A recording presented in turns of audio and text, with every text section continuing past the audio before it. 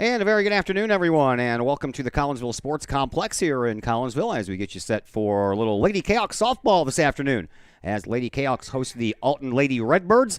And we are here for Senior Day festivities as the Collinsville Kahawks will celebrate the senior class today. And for more on all that, we send it over to the public address announcer here at the Collinsville Sports Complex, Mr. Pete Hoffman.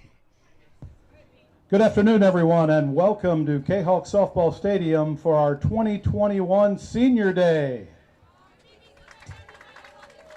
Today we are excited to celebrate our 7 seniors: Jerica Asbeck, Kendra Butcher, Riley Doyle, Amber Gassman, Tori Petty, Kaylee Reynolds, and RJ Simpson. Before celebrating our seniors' impact on Kahok softball, we would first like to recognize the 7 seniors from the Alton Redbirds. And they are number 7, Lena Fisher, number 9, Darcy Flanagan, number 10, Katie Castelli, number 14, Allison Hagley, number 20, Jillian Cruson, number 23, Shelby Culp, and number 28, Olivia Ducey. As you can see, our seniors are presenting them with a flower from Kahok Softball. We wish all you Alton seniors well on your future endeavors. How about a big round of applause for Alton seniors?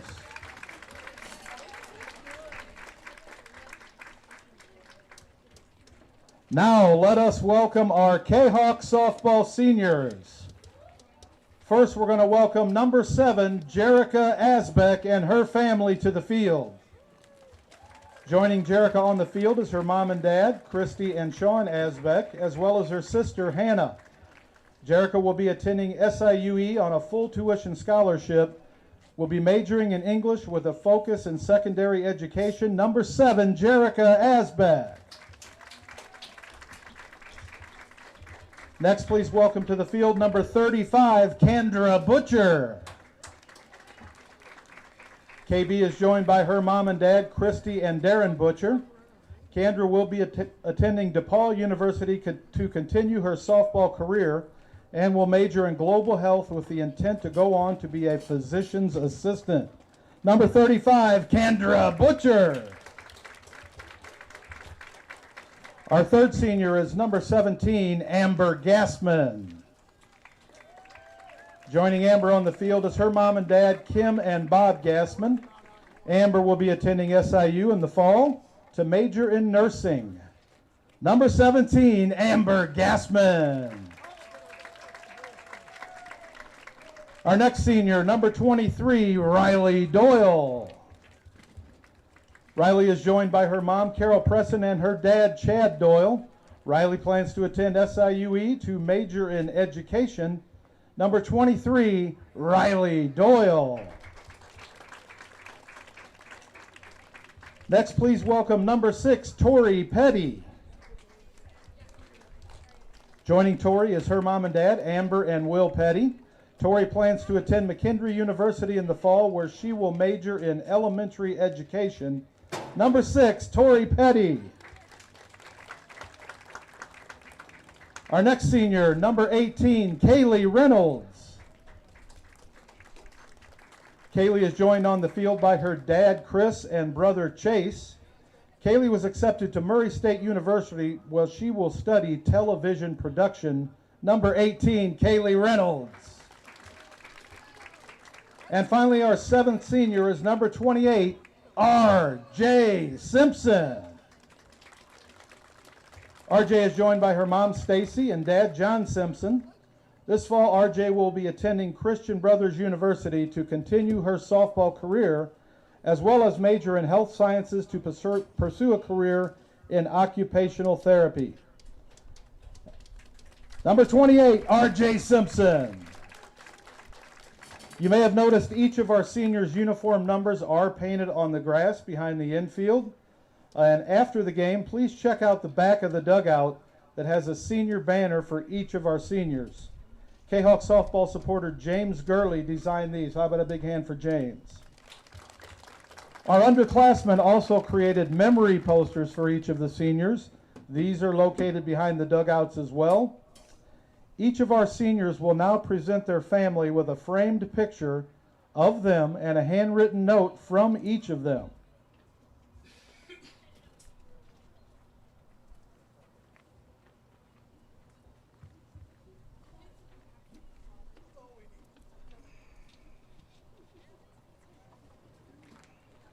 And now the Booster Club, Kahok coaches and Kahok underclassmen, would like to present our seniors with a few gifts to help their transition into their next phase of life. First, we have Coach Gabby, freshman Lexi Rafalowski, Emma Hilton, Hannah Ralston, Paulie Schreiber, and Katie Bardwell, who will be presenting to our seniors a signed picture of their Kahok team. Each photo is placed on a mat that is signed by all members of the 2021 Kahok softball program.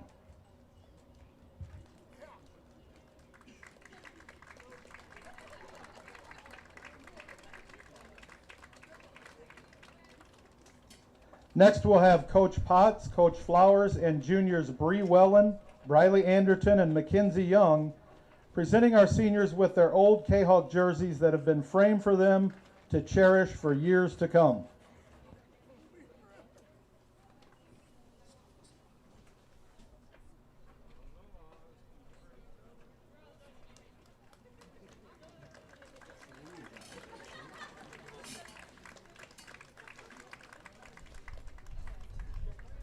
Next up, we have Coach Schneider, along with sophomore Lily Funer, Emma Rabashishki, Reese Kendall, and freshman Addie Stone, Taylor Mortis, and Marissa Thomas.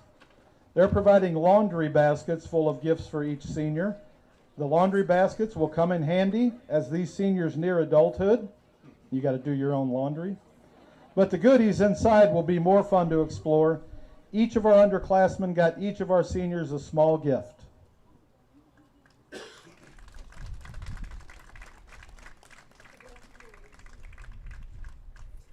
And finally, Coach Reckline, Coach Cass, and Coach Bell are sharing with each senior a bundle of handwritten notes. These are personal notes from each of the Kahok softball underclassmen and coaches. These personalized notes share memories, encouragement, and stories of the time spent between each of our seniors and their Kahok softball family.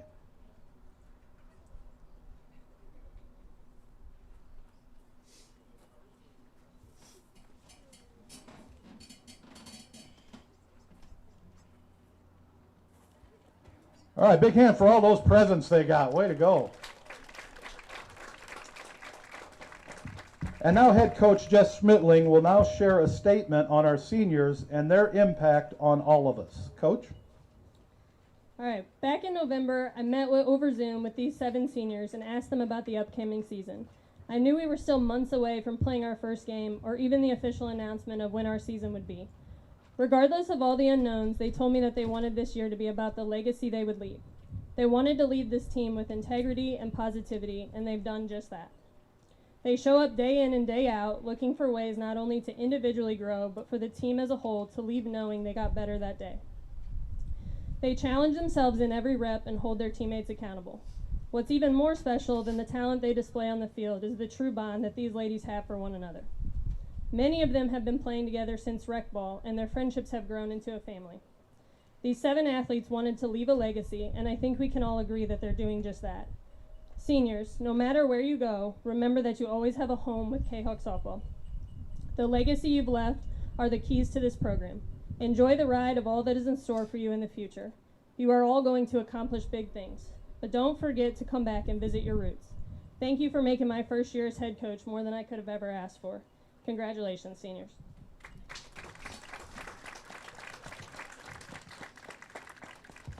Okay, thank you, Coach. And now I would like to welcome each senior to the mic for a moment of gratitude that they each would like to share. First up, we have Jerica.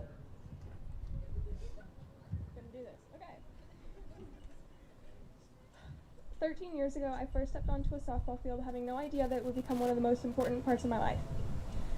Softball has taught me how to work with others even when we don't agree, to be a leader even when it's uncomfortable, and most importantly, to be confident. Softball has provided me an escape from any outside issues and relationships unlike any I have ever had.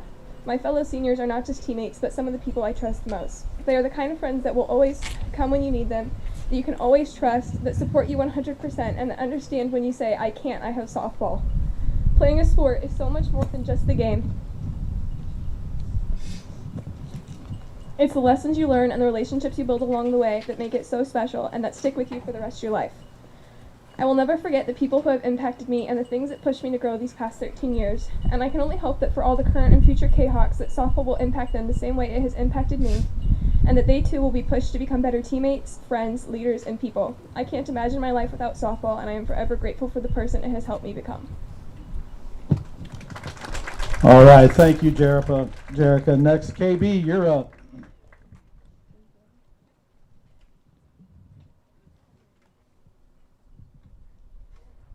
To many girls, high school ball is just a few months of their year where they play for coaches they don't like, they get burnt out, and they only look forward to the summer. For me, high school softball is a time of year that I look forward to. When people on the outside looking in think of Kahok softball, they think of records and historical program moments. When I think of Kahok softball, I think of the underclassmen who have learned what Kahok softball really is, or the coaches who love and invest in us each and every day, or the 6 other seniors that I've grown up with. I think of the culture and the legacy we're building. I think of the bonds we all have with each other and the memories that I'll hold forever.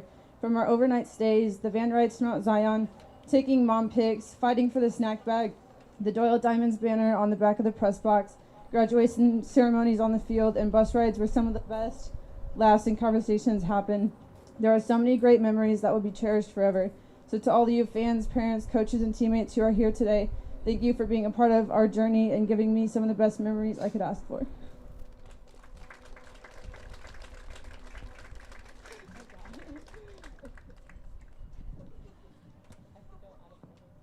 Okay, Amber. Looking back on my softball years, I'm happy to say that I regret nothing. Waking up before dawn to go play games in humid weather and then staying late for long, chilly games in the evening. The smell of mixed sunscreen and bug spray will always remind me of playing with my best friends. I can't help but smile when I think of the last 12 years of playing. The memories I have made with my team will continually put a smile on my face for years to come. These memories will remind me to always be thankful for the people who have helped me become the person I am today. I want to thank my coaches for pushing me out of my comfort zone and changing the way I approach situations. I want to thank my parents for cheering me on and sacrificing their time to take me to games, tournaments, and practices growing up. And I want to thank my teammates for not only being there as teammates, but as some of my closest friends. For current and future Kahawks, please do not miss the opportunity to reach out to teammates and build friendships and create memories.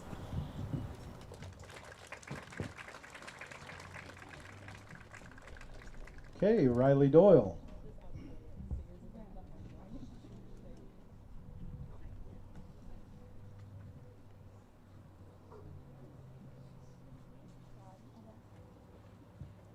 Okay. 4 years ago, when I stood here on this field listening to Riley Hindall give her senior day speech, I honestly believed that my time to give this speech was so far away. Well, now here I am giving the exact same speech, and this does not feel real.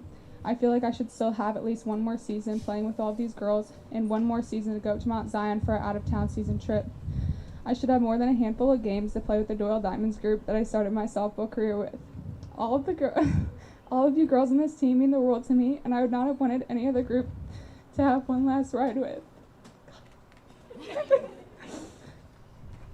Where am I? Okay. I'm going to miss the bullpen rants that Kendra and I had with Coach Schneider before the games. I'll miss the funny looks that RJ and I give each other when we think we could throw a girl out at one. And most of all, I'll miss every single person who has helped me get to where I am today. Without all of you, I would not have stuck with it for all these years. To all the girls that are still going to be in this program and to those that will be here soon, do not take any of this for granted. When you're a freshman, a sophomore, or even a junior, it's easy to tell yourself, I don't want to play today, or it's my first season, I'll try harder next year. Those days go by faster than you think, and soon you'll be right here where I am. My hopes for all of you is to just never give up. Never stop trying to beat the team you always come up short with. Stop trying for that regional championship, and be the person you wish somebody would have been for you this season. Reach out to those a year above you, or a year below you, because these are the people you could have a bond with for the rest of your life if you allow yourself to. Thank you, Kahok Softball. I will miss you all.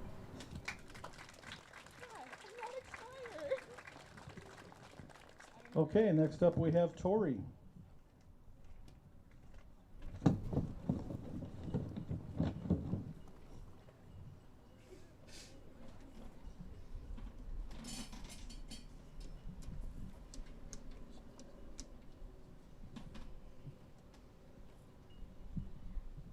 There have been so many amazing memories that we have all created over the last 4 years, from the bus rides home, our huddles before and after the games, and of course the unforgettable friendships and families that we have in Kahok softball. I wish only the best for Kahok softball, and I cannot wait for this program and to see how far they will grow with our current and future Kahok softball players.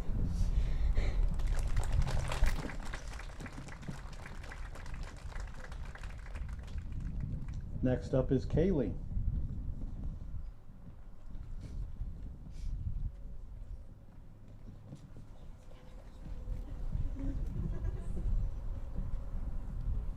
I want to thank the coaches this year for making this season as normal as possible with everything going on in the world. I want to also thank my teammates for always having my back when times were tough. I think the best advice I could give to the underclassmen is that don't take anything for granted and enjoy everything that high school and sports bring to you. The last thing I want to say is thank you to my parents for always supporting me through all these years of playing softball.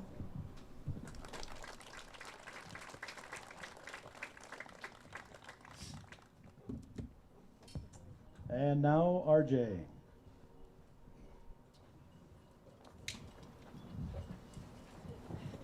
Thank you, Kahok softball, for the past 4 years. I'm grateful for the women who continue to help me grow in every aspect of my life, not just the game. I'm grateful for my parents who have spent countless hours on multiple fields just for me. I'm grateful for my teammates that have been my adopted sisters through this journey. Our bus rides, weekend trips, and inside jokes will always reside with me. I will miss the little things the most, like my name announced by Pete and writing our numbers on the line. These things don't end with me, though. They will continue after I'm gone until Pete doesn't have a voice any longer. I hope to leave inspiring girls to compete and lead with positivity. Even though I will be in red for the next 4 years, I will always bleed purple.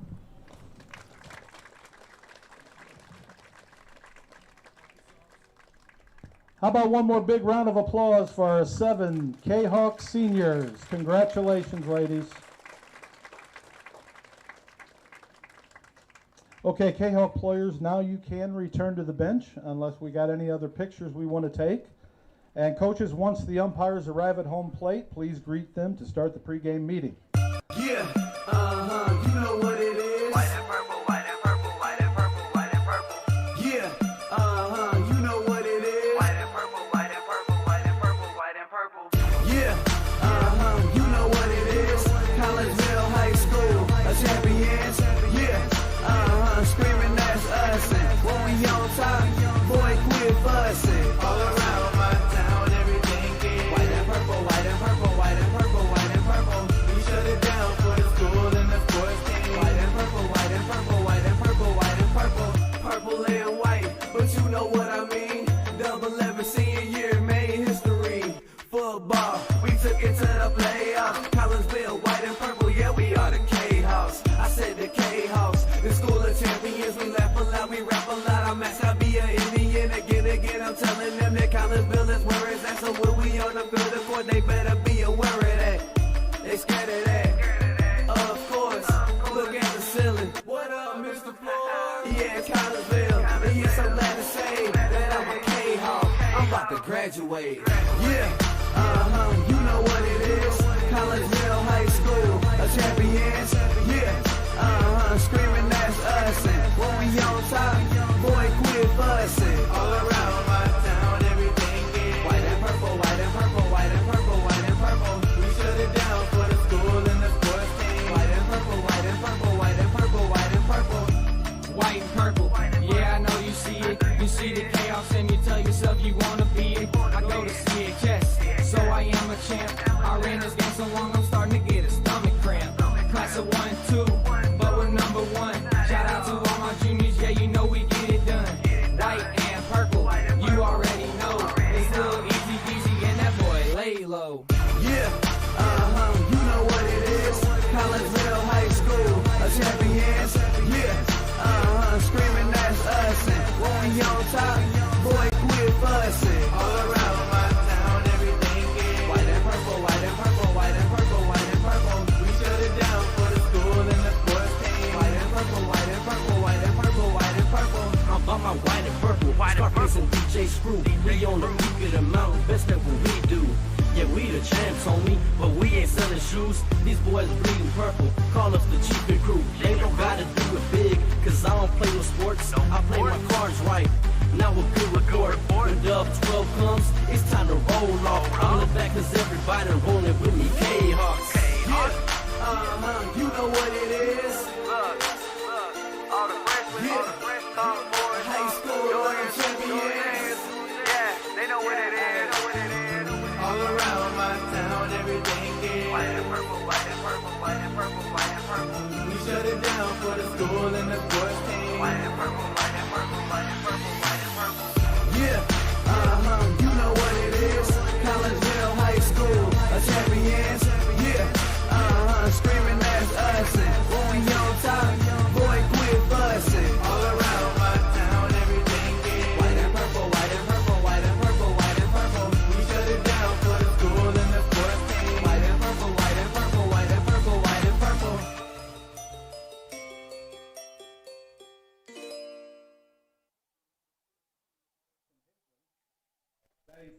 And once again, a very good afternoon, everyone, and welcome to the Collinsville Sports Complex here in Collinsville as we get you ready for this Lady Kahok softball game as the Alton Lady Redbirds are in town for Senior Day. Those festivities just wrapped up, starting lineups being announced. So our pregame show is going to be short and sweet, and it's going to be brought to you by the fine folks at Chiropractic Works, owned and operated by Dr. Chris McCluskey.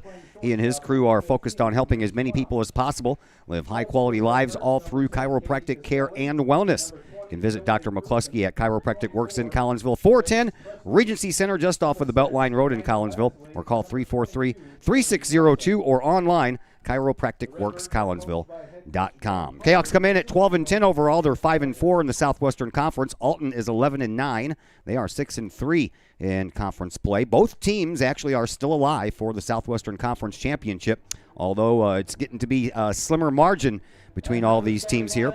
Jessica Schmittling is the head coach for Collinsville in her first year with that 12-10 mark. Dan Carter is in his 21st year with Alton, and he comes into this contest with a record of 437 wins and 284 losses. Collinsville comes in scoring 7.3 runs per game, while Alton comes in at 5-point runs scored per game.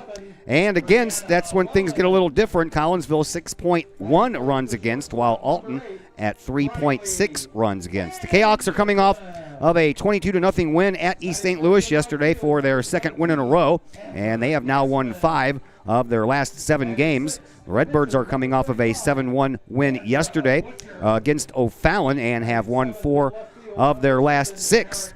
These two teams did meet back in Alton on May the 11th. Collinsville walked out with a 10-2 victory. Kahawks were leading just 3-2 after 6 innings and then put up a 7 spot in the top of the 7th. Riley Anderton and Bree Wellen had 4 hits in that contest. Wellen with 3 RBIs, Anderton with 1. Kendra Butcher with a complete game victory. She pitched all 7 innings, giving up just 5 hits, 2 runs. They were both unearned runs, and she struck out 4 and walked 1 in that contest, and she will be in the pitcher's circle this afternoon. We will pass along the starting lineups to you next. Chiropractic pregame show continues here on the Kahok Director Sports of Network. Sports Medicine at Next Level Performance Institute, I oversee the care of all of our athletes, many high school, collegiate, and professional. Our goal is to help athletes stay on the field and maximize their performance. We have state-of-the-art diagnostic equipment where we can actually perform testing to get to the root cause of problems that could be getting in the way of athletic performance. When it comes to taking care of athletes, we take a full body approach, whether it's musculoskeletal ailments, nutritional issues, organic issues such as headaches, sinuses, digestive issues.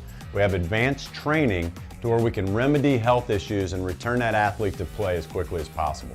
If you or your athlete are dealing with any kind of nagging sports injury and would like to see if we can possibly help, feel free to give us a call or come by the office anytime.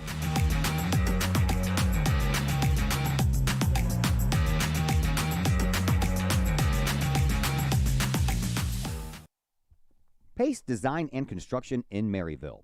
Whether building a new home, making an addition to the home you currently own, or finally getting around to that remodeling job you've been putting off, Pace Design and Construction in Maryville can help. Pace Design and Construction is a building and remodeling contractor you can trust. They provide the highest quality, they are dedicated to their customers, and are committed to completing your project on time and within budget. Pace Design and Construction in Maryville. Give them a call at 407-5466, online at pacedesignconstruct.com or on Facebook at Pace Construction Design.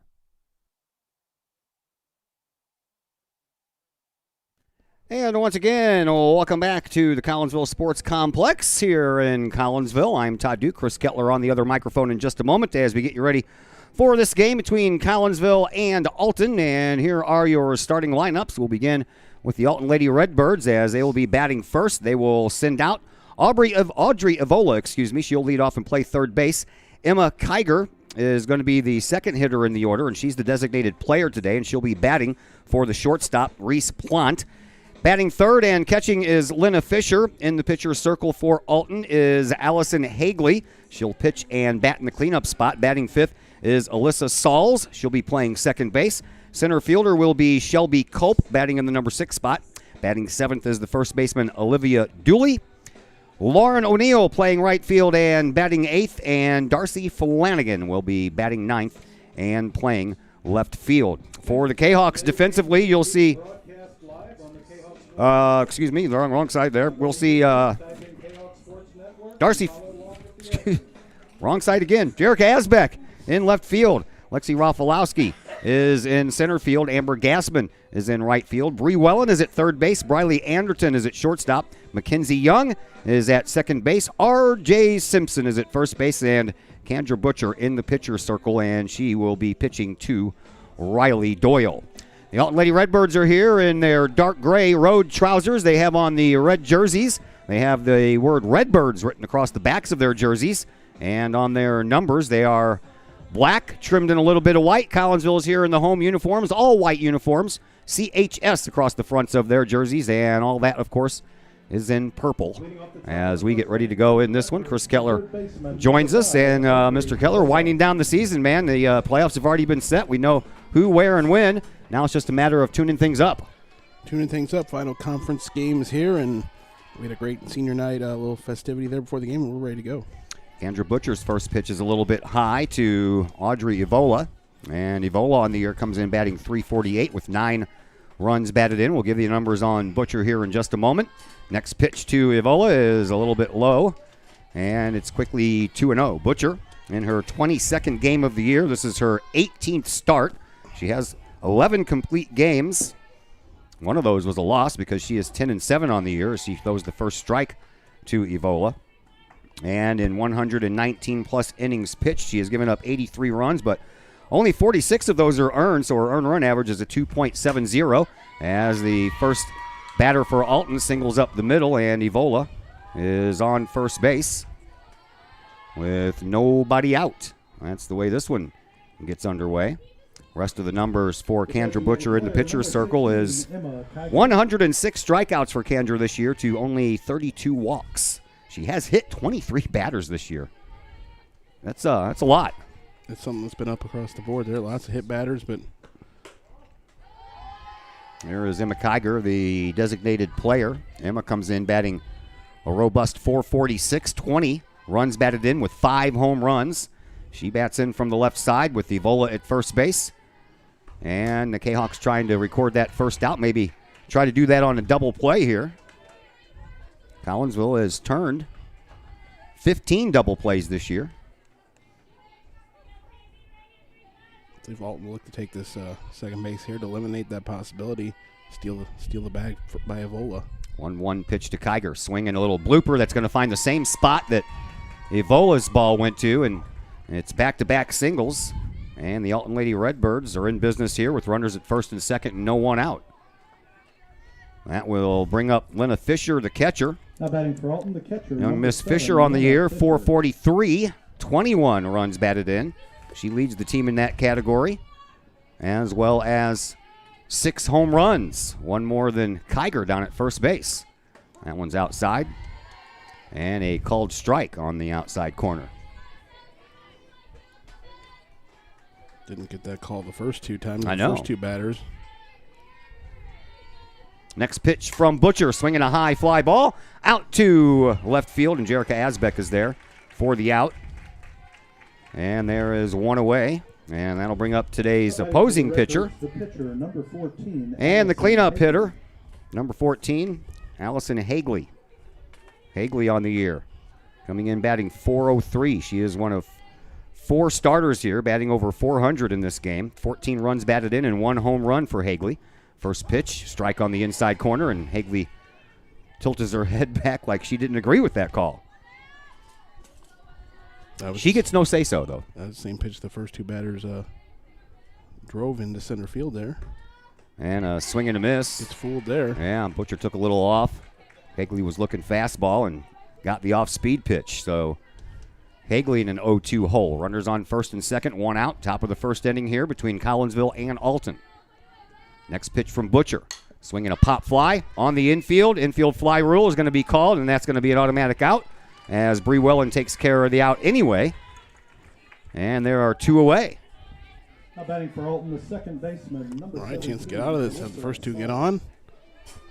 That would be a huge momentum boost if you can get out of this with runners on first and second, no one out. Here is Alyssa Sauls, the second baseman for Alton. She comes in batting .262 with 9 runs batted in and swings at the first pitch and fouls it back to the screen. Still an outside possibility for both of these 2 teams to secure a Southwestern Conference championship, but it's going to take some doing from other teams, and pretty much both teams have to win out and hope that the top teams lose out. Swinging a bouncing ball past Bree Wellen and Anderton at shortstop, but quickly coming up with it was Jerica Asbeck out in left field, and she probably saved a run, but the bases will be loaded. 3 base hits in the inning. Center fielder, number and still a chance to get out of it with no damage done. But that's going to be up to Butcher, the defense, and, of course, the batter, which is Shelby Culp, the center fielder. Culp comes in batting .217 with 6 runs batted in. And Butcher's first pitch to her, strike called.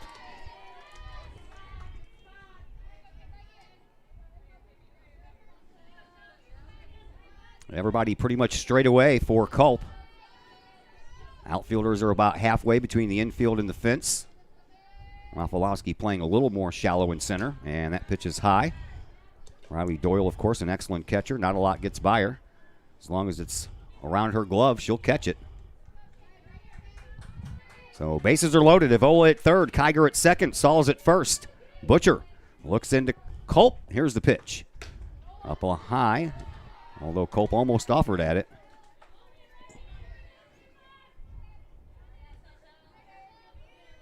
Baseball team is playing at O'Fallon today after an 11-1 loss to the Panthers yesterday at home. Here's the next from Butcher. Swinging a chance for the shortstop. Nope, Anderton couldn't get there. 1 run comes across. Rafalowski's throw home is going to be cut off, and it'll be 2-0 in favor of Alton on a 2 RBI base hit up the middle by Shelby Culp.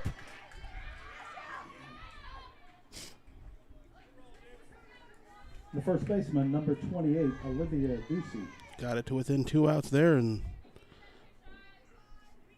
Kahok's can't get out of the inning without any damage done. There is Olivia Dulce to try to keep this inning alive. She looks at a pitch on the outside corner. Dulce comes in with a .444 batting average, 5 runs batted in. And the next pitch to Dulce is outside, 1-1. Just want to see how you respond here by Butcher. After giving up the runs, you still want to get out of this inning. Sure do. Keep it 2-0. That would be ideal. Here's a pitch, swing and a miss. So 1 strike away from doing just that as the sun pops back out. On a very warm afternoon. Temperature upper 80s. A little bit of a breeze. I think it's slowed down. Oh, strike 3 called on the outside corner. That was a nice pitch there by Kendra Butcher to get out of the inning. But in the inning, 2 runs come across off of 4 base hits, and 2 runners were left on base. We now head to the home half of the first inning, see if Collinsville can answer the 2 runs put on the board by Alton. And right now, Alton leads by a score of 2-0. At Visionary Wealth Advisors, we empower you to see your future before it's your future. To create your inheritance.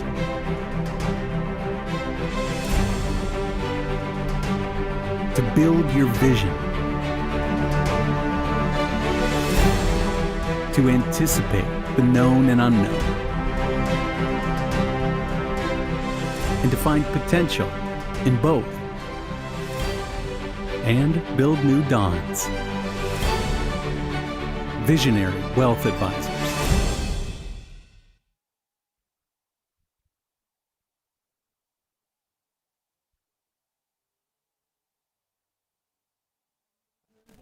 And back here at the Collinsville Sports Complex, Todd Duke and Chris Kettler along with you. Collinsville will have this lineup coming out in the bottom of the first inning. R.J. Simpson will lead things off playing first base. Riley Doyle behind the plate batting second. Bree Wellen bats third and plays third. Riley Anderton will be the shortstop, and in the cleanup spot, Amber Gaspin bats fifth and plays right field. Kendra Butcher in the circle. Batting in the number 6 spot, batting seventh is Jerica Asbeck, who plays left field. The designated player this afternoon is Kaylee Reynolds. She'll be batting for Lexi Ralphalowski in center. And Mackenzie Young is at second base, and that rounds out the starting 9 here for Collinsville as R.J. Simpson looks at one right at her feet. R.J. comes in batting .354 with 13 runs batted in on the power of 3 home runs, 7 doubles, and a triple. Give you the numbers and the defense here in just a moment. Allison Hagley on the hill. This is her 18th appearance, her 17th start. She has 7 complete games with her 8-8 record. And in 92 innings pitched, she has a 3.12 earned run average. As RJ looks at one on the outside corner for a strike. And Hagley on the year, 62 strikeouts to only 8 walks. And unlike Kendra Butcher, who has hit 23 batters this year, Hagley's only hit 4. RJ, by the way, leads her team in the hit batter department. She has been hit 10 times this year. Closest one to her in that category on her own team is Mackenzie Young. She has 6. Everybody else has 3 or less. If nothing else, she's getting on for her team. Sure in is. that leadoff spot. That was inside. That one could have hit her in the elbow if she didn't pull it back just in time, but it's a full count to RJ. The Kahok's attacked this today. Yesterday was just a free swinging game against East St. Louis. A much tougher pitcher here today. That was probably a ball inside, but it ends up being a slow roller to the second baseman Sowles and over to Ducey for out number 1. Here in the bottom of the first inning. And here comes Riley Doyle. Riley on the year, the team leader in the batting race, batting .377. 16 runs batted in, 3 home runs. And the first pitch to her, swinging another chance for the second baseman Sowles, and she throws that one away, does Sowles. Threw it wide.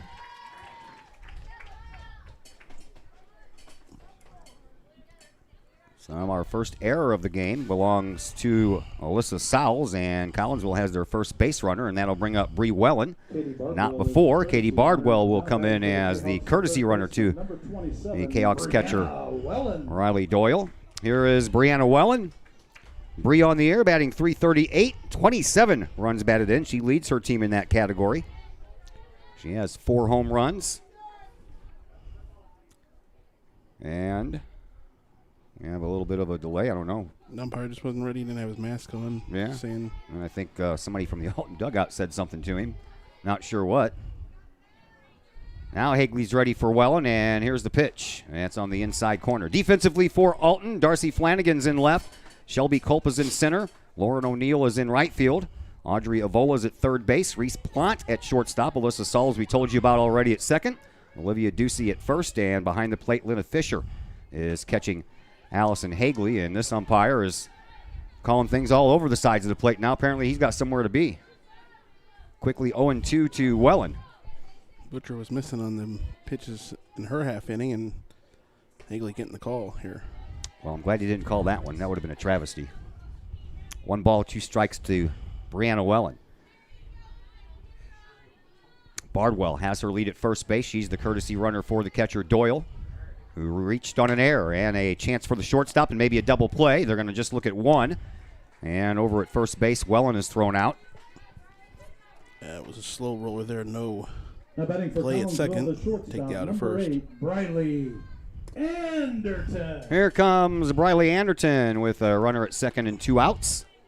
Collinsville would like to drive Bardwell home from second, at least slice that lead in half. Anderton, She comes in batting .354 with 25 runs batted in, second on the team. And a couple of long balls this year from her. She looks at one outside.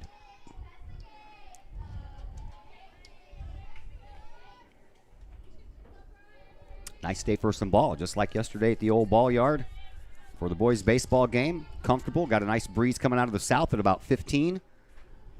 And the next pitch is on the outside corner to Anderton. The wind, by the way, blowing about 15 to 20 sometimes. It's coming from behind the Kahawks dugout at third base and blowing straight out to right field. So you get one up in the air that way, you might just clear the fence. Next pitch to Anderton. Swinging a shot up the middle. That one's going to get through, and rounding third on her way home. And scoring is the freshman, Katie Bardwell. And Collinsville does indeed slice that lead in half. Nice piece of hitting there, driving in the run with 2 outs. The right fielder, number 17, and the Kahawks on the board here in the first. There is Amber Gassman. And the first pitch to her is a swing and a little soft liner right into the hands of Alyssa Sulls. And just like that, Amber Gassman goes down before I had a chance to tell you she was batting .274 with 8 runs batted in. That's the way that the first inning comes to a close. Collinsville does get one of those runs back on one hit. There was an error committed in the inning, and one runner was left on base. We will head to the top of the second now. And the Alton Lady Redbirds leading your Collinsville Kahawks by a score of 2-1. The Junior Service Club of Collinsville has been a proud supporter of KahawkSports.com and the Kahawk Sports Network from day one. Since 1934, the Junior Service Club of Collinsville has been providing women in the community an opportunity to make a difference with fundraisers and projects, all that go towards helping the needy in Collinsville. If you would like any information on any event sponsored by the Collinsville Junior Service Club, head to Facebook, type in Collinsville Junior Service Club, and then click on the event tab. We thank the Collinsville Junior Service Club for their continued support of the Kahawk Sports Network and KahawkSports.com.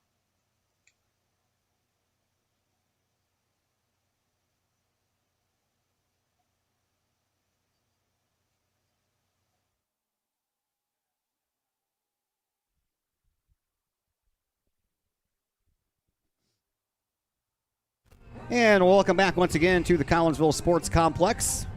We are across the street from the middle school, behind the old water plant. And we're glad that you're with us here on a beautiful Tuesday. Nothing for you tomorrow. That's the day off. Washer League is where I'll be. Come on up and say hi at the old Columbus Plaza if you want.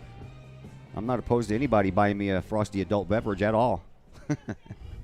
Thursday, we will be back at baseball. It's their senior day at home against Granite City. Friday, we have track all day for you.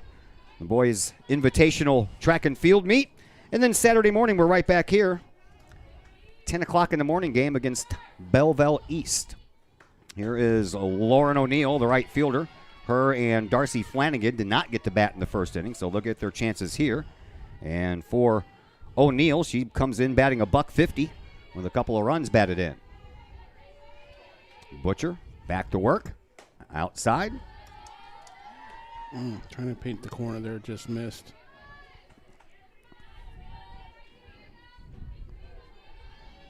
Butcher once again ready to get back to work. Lauren O'Neill digs in from the right side and looks at one outside. 2-2 the count to the Alton Lady Redbirds right fielder, Lauren O'Neill.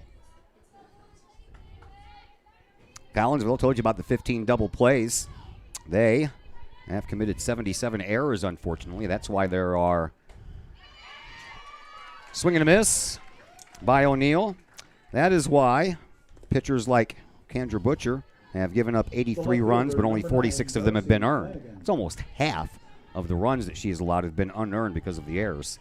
77 errors on the year. That equals 3.5 errors per game. And a foul ball on the first swing by Darcy Flanagan. Flanagan comes in batting 182 with a couple of runs batted in herself. Makes it tougher on you with the errors throughout the inning, and it might drag on down you later in the game, too. And we were additional runs there. Me and Ken Oberkfell were talking about the same thing yesterday with the boys over on the baseball field. That one's inside. Flanagan just put those hips back right out of the way just in time. Next pitch to her, swing and a miss. As Butcher keeps on working Flanagan inside. Got her to swing at that first one. Came back next 2 times here. Let's see what she has for the fourth pitch here. And a chance for Anderton. Backhand, nice play, throw over, and not in time. That was close. Infield base hit for Flanagan. That was a nice backhand stab there by Anderton, man. I tell you what. It also took the most fortunate bounce for her, too. It hopped up right high enough that she could get that glove up and get the throw in there. That's what made it so close. Back to the top of the order we go, and Audrey Evola, who singled and came around to score the first run of the game. And she looks at one right down the middle for a called strike one. 200 feet everywhere on the outfield fence. Most of these softball diamonds are exactly 200 feet away, and the off-speed pitch misses. Snap throw down to first base, and back in there safely is Flanagan. Alton only has 14 stolen bases on the year, but on their 14 stolen bases, they've only been caught once. So that's a pretty good percentage there, 14 of 15. Strike on the outside corner to Evola. Sounds like they don't take too many chances. Maybe probably just take the easy ones. Really content just to let their batters bat. Sometimes that's all it takes. Swing and a miss, and down on strikes goes Evola. Back-to-back strikeouts for Butcher, and there's now 2 away. Designated player number 16. And we'll see if we can keep that runner at first right there as Emma Kiger, the designated player, comes up, who singled and scored her first time up. And the lefty looks at a strike on the outside corner. This guy's strike zone is wide. Very wide strike zone. I think there's a half a plate on each side of the plate that he's calling. Next pitch. That's a little bit high, but right down the middle. And when you have an umpire with a wide strike zone like that, you pretty much have to be going up there hacking.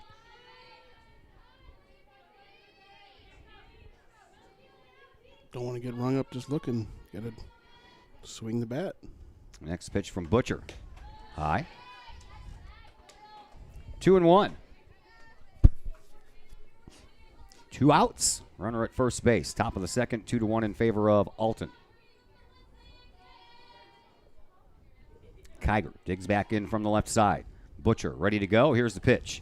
Swinging a little pop-up, but that's going to probably fall into no man's land, and it does. Right in between Asbeck and Rafalowski out there in shallow left center field, and coming all the way around from first base is Flanagan, and she's now at third. As Kiger muscles that one off and gets back-to-back hits. Yeah, if they would have had Asbeck just a little more off the line there, might have had a chance to get to it, but it was in that no man's land. Lena Fisher, she's up next, and she flew out to Asbeck her first time up. So if we can get a repeat performance of that, we'll be good to go with 2 outs here in the inning. Butcher's pitch.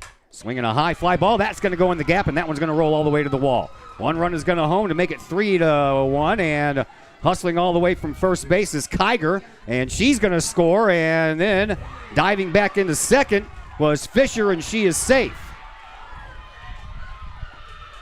She's going to go 3, but the Cahoks got the ball in pretty well there, and so Fisher had to dive back for second base. She dives in 2 runs.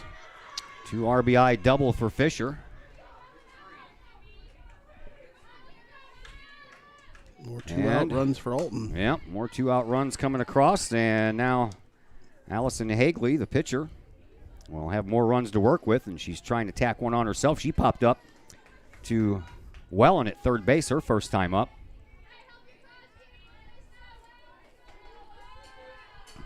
So 4-1 now in favor of Alton. That one's on the outside corner. 0-2 quickly on Hagley. So Butcher, again, 1 strike away from getting out of this with just 2 runs scored. Butcher's ready. And here's the next delivery. Strike 3 called on the outside corner. Hagley goes down looking. And that becomes the third out of the inning, but another 2 runs come across off of 2 more base hits. And another runner left on for the Alton Lady Redbirds. We head now to the bottom of the second inning, and Collinsville with even more work to do as they trail this by a score of 4-1. Hi, Purple and White fans. This is Dan Mode, class of 1989. I'm with New American Funding. Myself and New American Funding are proud sponsors of Kahok Athletics. As we have great coaches at CHS on all the courts, fields, and tracks, we like to coach you through the home buying process and refinance process. If there's ever anything we can do, I can be reached at 618-973-5343 or www.danmodeloans.com. Let's support our student athletes at CHS. They deserve the best. Thank you for your time, and go Kahawks.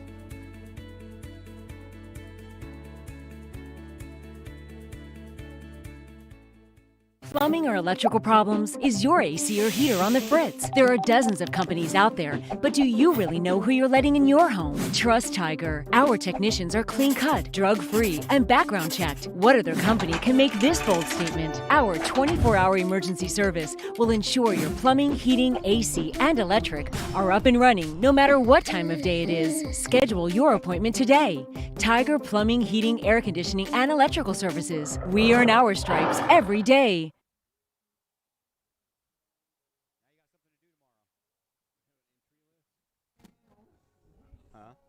They have like an entry list, like all the teams? I don't know. Oh, I got a list of all the teams, yeah.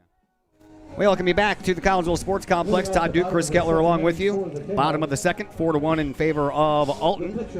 So Collinsville with a little bit more work to do here as Kendra Butcher will lead things off here in the bottom of the second, followed by Jerica Asbeck and Kaylee Reynolds. If anyone can get on, the number 9 batter in the order, Mackenzie Young, will have a chance to bat. Kendra Butcher will lead things off, coming in batting .288 with 7 RBIs, helped out by 2 home runs. She also has 2 triples and 4 doubles on the year. And Hagley's first pitch to the opposing pitcher is inside, ball 1.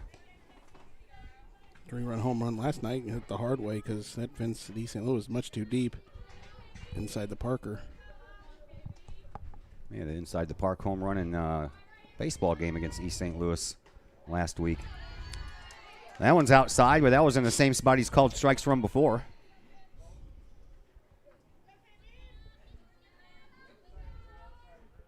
Butcher digs back in from the left side. Seem to be answering the Alton dugout as they're questioning whether or not there's a strike. Whole conversation going there. Shortstop. Plot picks that one and throws over to first in time for out number 1.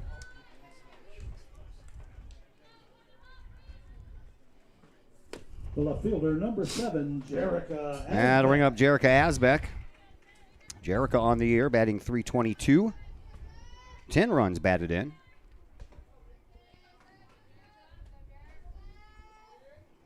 Jerica swings down the third baseline. That's fair, excuse me. And a nice play over there by Audrey Avola.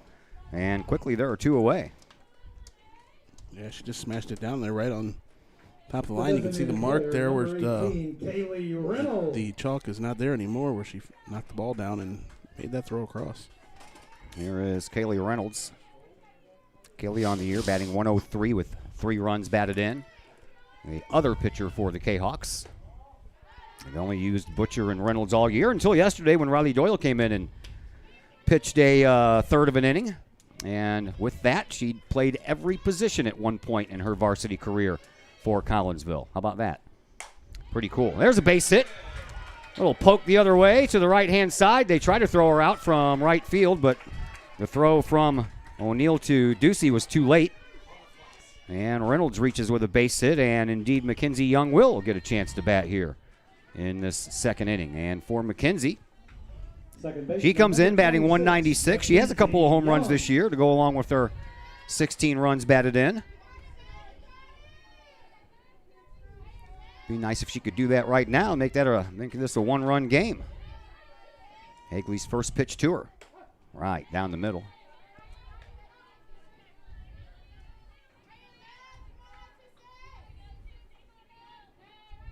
And Young digs back in. Hagley ready to go. Kaylee Reynolds has first base, and a floater just missed. That was close. looking for that one just to drop in a little bit more and get that strike. Next delivery on the way to Young. Swinging a little pop foul, and no one's going to get there in time before it spins off the ground into the front fence guarding the Alton dugout. The numbers of all the 7 of the seniors this year painted just beyond the grass, just past the infield dirt. Hagley ready for another to Young. Here it comes. Swing and a miss, and down on strikes goes Young to end the inning. So Collinsville gets a 2-out hit from Kaylee Reynolds, but that is all they get as she ends up being stranded on first base. So now we head to the top of the 3rd inning, and the Alton Lady Redbirds still lead this one by a score of 4-1. Everyone has those projects around the house that you just don't want to do. AW Outdoor Solutions can take care of that for you. Former Collinsville High School graduate Adam Welly owns AW Outdoor Solutions, and he and his crew can handle all of the dirty work around your home or business, whether that's tree trimming and maintenance, brush removal, power washing, gutter cleaning, and leaf raking and removal. AW Outdoor Solutions can handle that and much more. AW Outdoor Solutions is fully insured and offers free estimates on all of their work. AW Outdoor Solutions. Call Adam Welly at 314-252-8010 or on Facebook at AW Outdoor Solutions. Are the lights on your dashboard putting on a show? Bring it to Mike's Automotive in Collinsville. Mike's Automotive is also a T3 certified tire center. They can handle all of the basics like oil changes and tune-ups and the not-so-basics like complete engine rebuilds. Mike's Automotive also has 24-hour towing and has 3 locations: Millstadt, St. Louis, and in Collinsville. The Collinsville location is at 1150 St. Louis Road, just blocks from the high school. Or call 345-0611, online at mikesautomotive.net and Mike's Automotive on Facebook.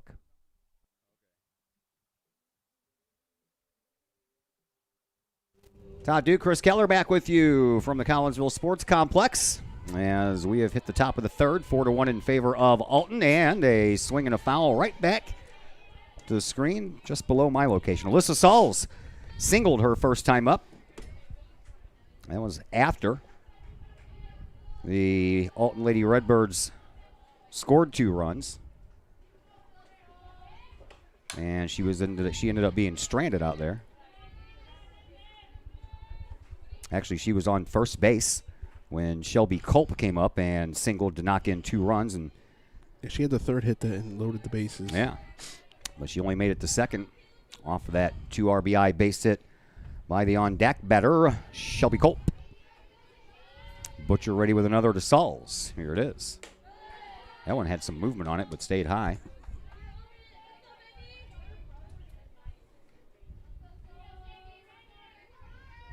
Butcher back in the circle, ready with the next, and here it comes. Swinging a shot right back to her, and Butcher puts the glove right on it. 1 away. The center fielder, number 23, Shelby Culp. And Culp, as I mentioned, had a 2 RBI single her first time up, so she'll not have that opportunity this time with the bases empty and 1 out. And Butcher's first pitch to her is inside, ball 1. So far, it's been the 2-out damage that Alton's done. Yeah. Nice crowd on hand here for senior day.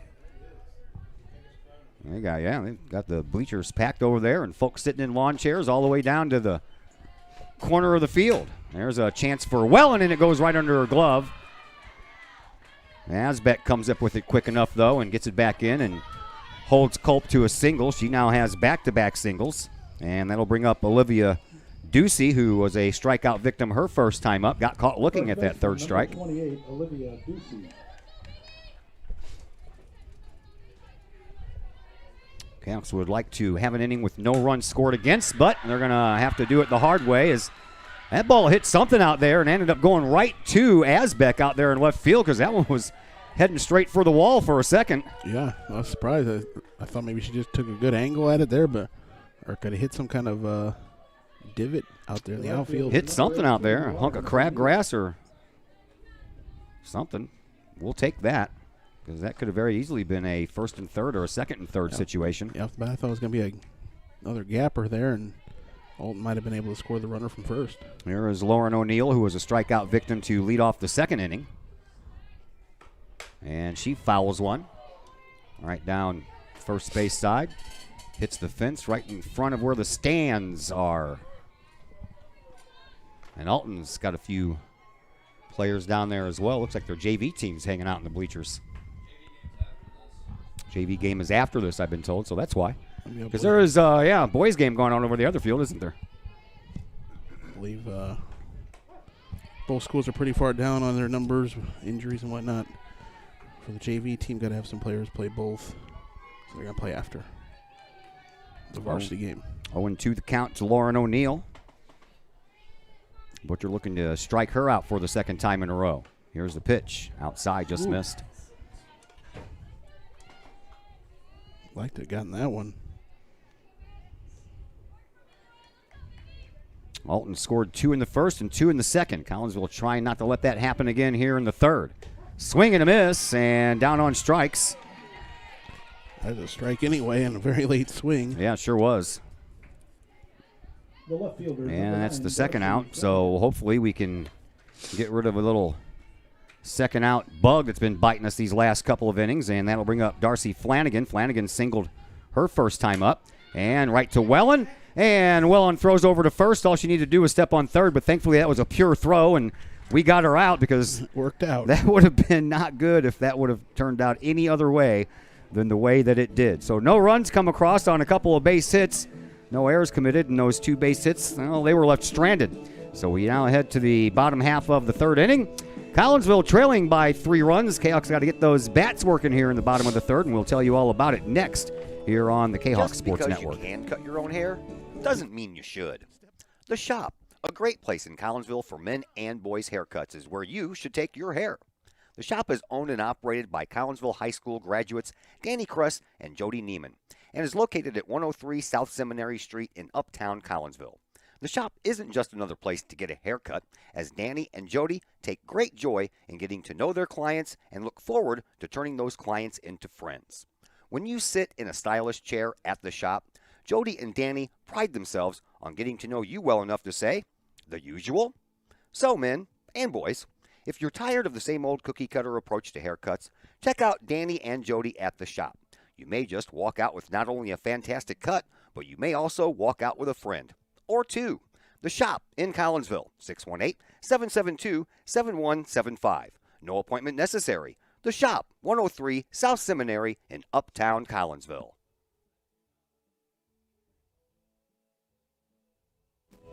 Back at the Collinsville Sports Complex, I'm Todd Duke. Chris Kettler on the other microphone.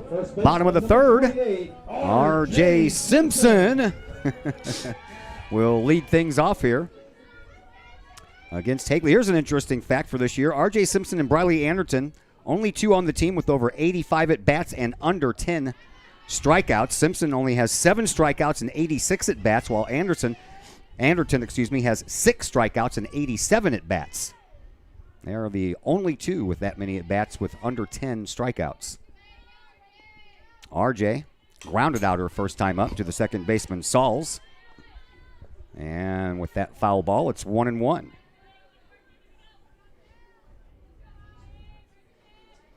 And we already told you that RJ leads the team with the hit-by-pitch category with 10. And Hagley, throughout all of her innings, she has only hit 4 batters this year, so I wouldn't expect RJ would get hit in this game. She's ahead. 2-1 is Simpson, the first baseman for Collinsville. Hagley's ready with that next pitch. Here it is, swing and a miss, and that'll even things out at 2-2. I gotta see that one better. Find the spot and drive it. And the 2-2 pitch on the way. Outside, full count. See if you can coax a walk here. Good job by Hagley there to change the eye view there, keep that one up and away after the last pitch. And the payoff pitch on the way. Swinging a foul ball, so Simpson stays alive.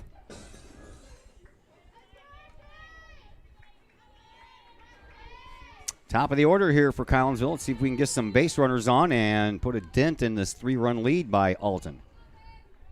Hagley Ready with another 3-2 pitch. Here it comes. And it's high, and a nice job. I thought it was 3-2. Yeah, it is. RJ didn't know it was time for her to take her base. First walk issued here in this game. So Hagley has 1 walk and 1 strikeout. Here is Riley Doyle, who reached on an error and scored the only run thus far for Collinsville.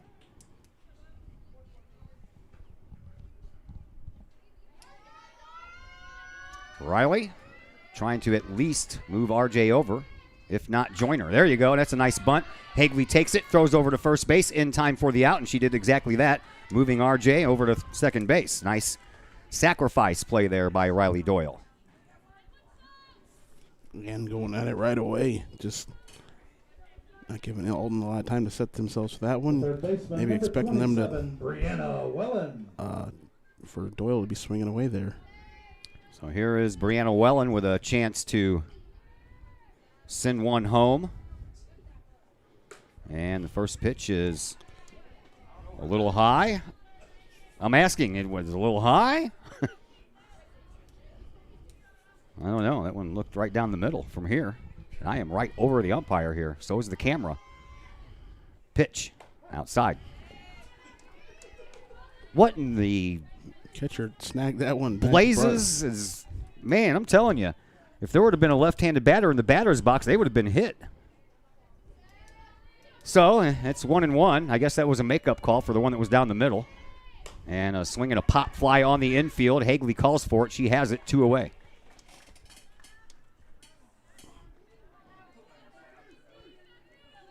So Hagley has been responsible for the 2 outs here in the inning. Shortstop, number 8, Riley Anderton. And that'll bring up Riley Anderton, who singled in Riley Doyle her first time up. Now she will try to single in R.J. Simpson. Hagley ready to go. Here's the pitch to Anderton. Swinging a bouncing ball to the third baseman, and she picks it up and throws over in time, does Evola, and that inning comes to a close with no further damage done here by the Collinsville Kahawks. So we will head to the top of the 4th inning, and the score will remain the same, 4-1 in favor of the Alton Lady Redbirds. All Pro Tees in Caseyville is your place for custom apparel and has been for over 20 years now. Why? All Pro Tees can handle any size project, big or small, and they specialize in large group orders. At All Pro Tees, quality is number 1 on their list of priorities, as is evident by their excellent customer service. Did we mention All Pro Tees has over 20 years of experience? They can even help with fundraisers and event merchandising for your group. So for all of your apparel needs, for civic groups, sports teams, business outings, or even a family reunion, your apparel needs stop at All Pro Tees. All Pro Tees in Caseyville, right across the street from Kahok Stadium. Online at allprotees.com or on Facebook at All Pro Tees. Or call All Pro Tees at 344-2200.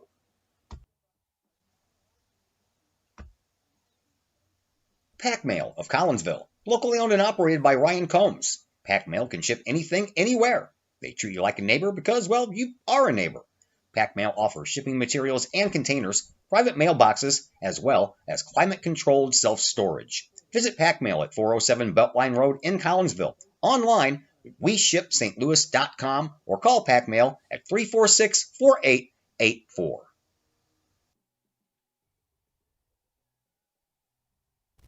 Back here at the Collinsville Sports Complex, it is the leadoff batter for Alton, just like Collinsville had their leadoff batter leading off the last inning, and Audrey Evola looks at one outside. Evola on the day has a single and scored a run, and she struck out in her last at bat in the second.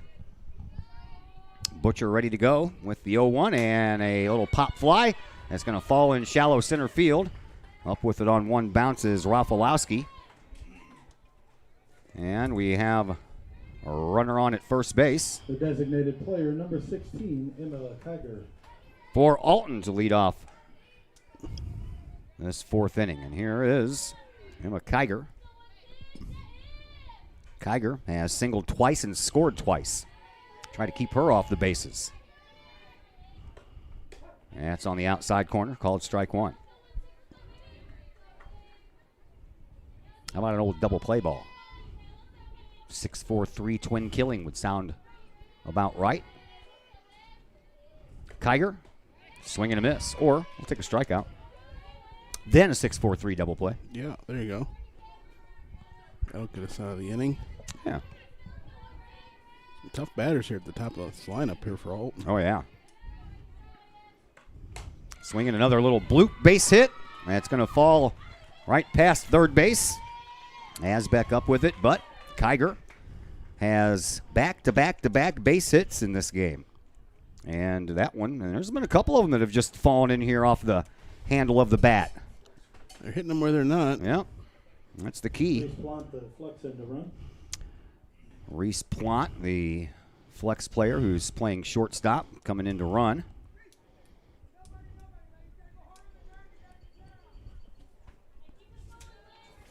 Now batting for the Redbirds, the catcher, number 7, Lena Fisher. So Lena Fisher comes up. She had a 2 RBI double in that 2-run second inning. Flew out to Jerica Asbeck back in the first, so 1 for 2 on the afternoon for Fisher.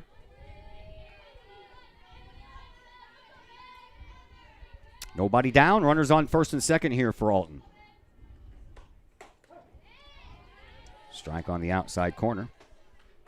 So the Kahawks, by the way, are trying to sweep the season series today from Alton for the first time since 2015. It's been 6 years.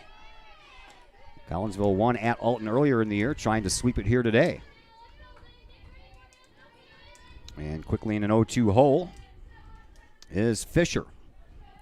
Butcher ready with the next outside.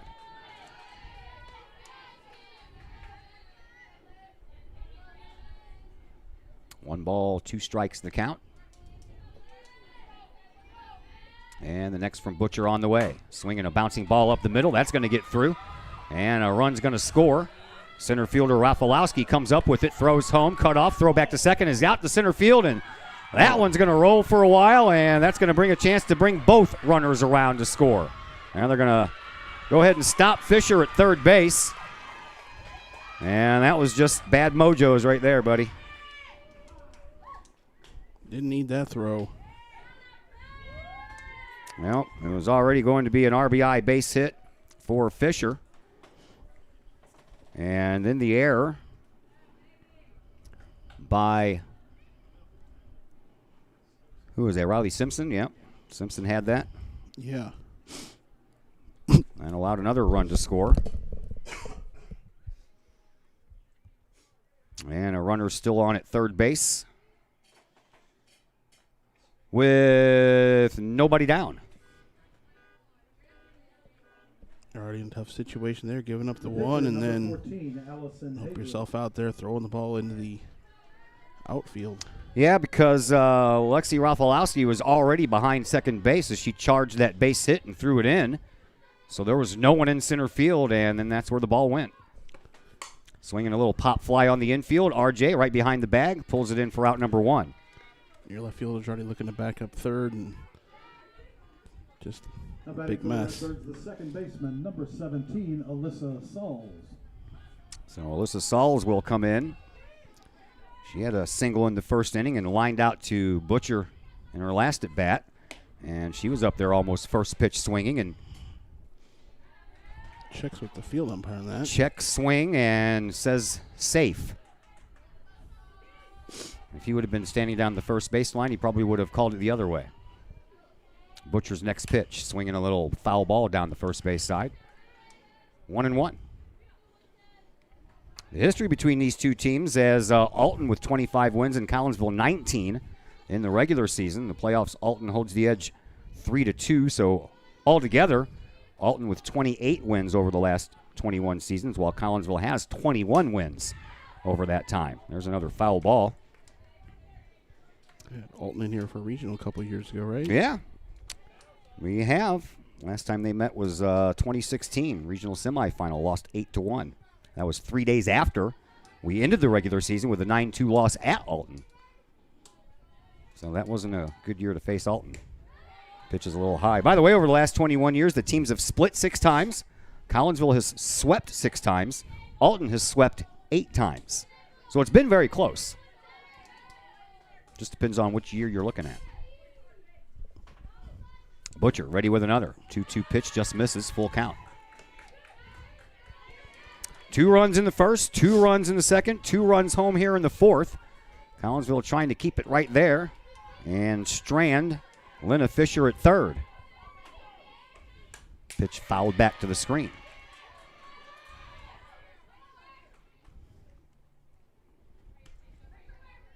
Another 3-2 pitch from Butcher to Sauls will be just moments away.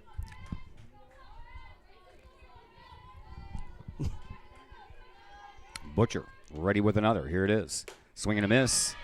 Down on strikes goes Sauls, and we're 1 out away from getting out of this inning with just the 2 runs scored. Once again, I think I've said that before a couple of times. It's like deja vu.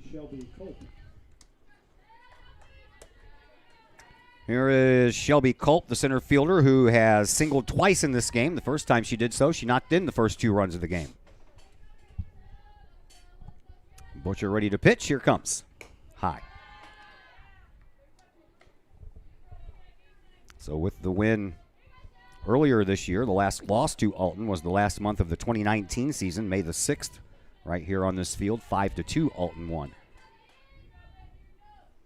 Next pitch from Butcher on the way. Swinging right into the glove of Mackenzie Young, and that ends the inning with just the 2 runs being scored. So that was nice after the 2 runs came across to then get Alton down 1-2-3, but unfortunately another 2 runs come across to score the plate for the Alton Lady Redbirds as we head to the bottom half of the 4th inning. The Kahawks now trail by 5. Vehicle detailing in Collinsville, owned by former Kahawk Jay Merkel.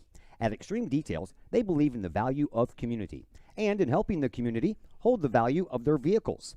A sharp-looking, clean ride that you and your community can be proud of. Extreme Details offers drop-off, pickup, and delivery service as well as a mobile service, whether that's a simple wash and wax or all the way up to a full detail job. No job is too big or too small for Extreme Details. Plus, Extreme Details offers scratch and oxidation removal and vacuums every vehicle regardless of what package you choose. Cars, trucks, boats, motorcycles, and more. Extreme Details in Collinsville. Open 9 to 6 Monday through Friday, 9 to 5 on Saturday. Call Jay Merkel for an appointment at 301-6033 or 977-1224.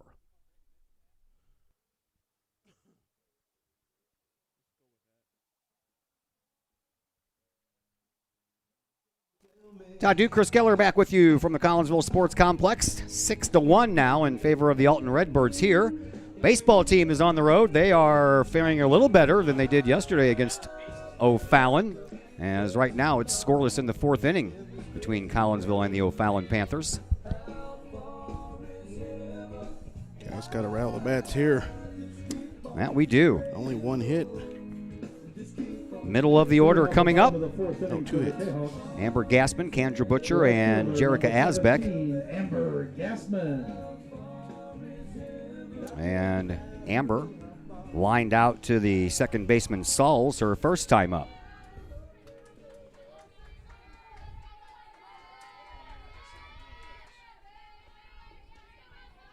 Alton keeps getting these 2-run innings. Yeah. You're thankful that it's a less. Bouncing ball up the middle and snagged by Plant. And over in time to first base. 1 pitch, 1 out. We're thankful it's not more. But Chaos got to start getting some innings themselves. Yeah, they do. There's Kendra Butcher, who also grounded out to Plant her first time up.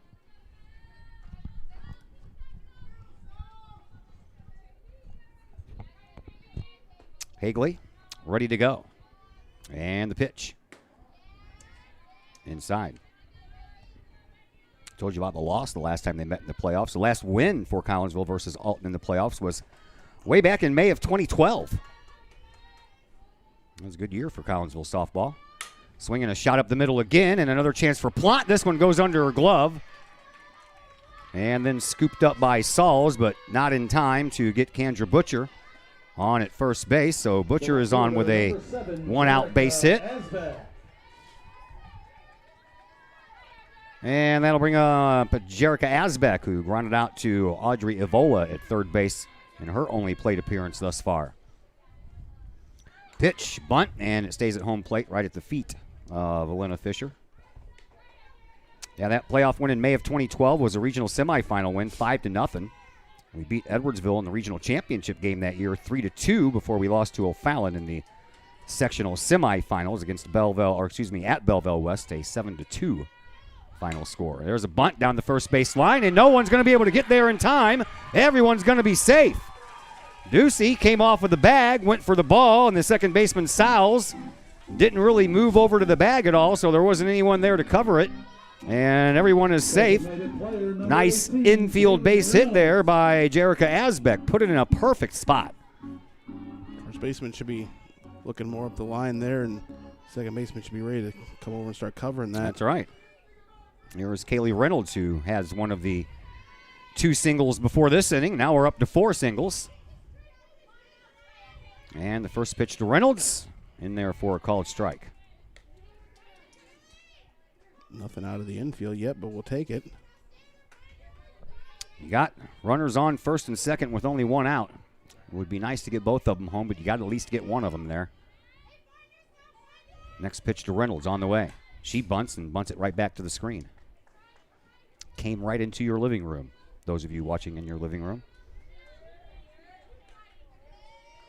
So they'll look to keep the bunt on here now with 2 strikes to the batter.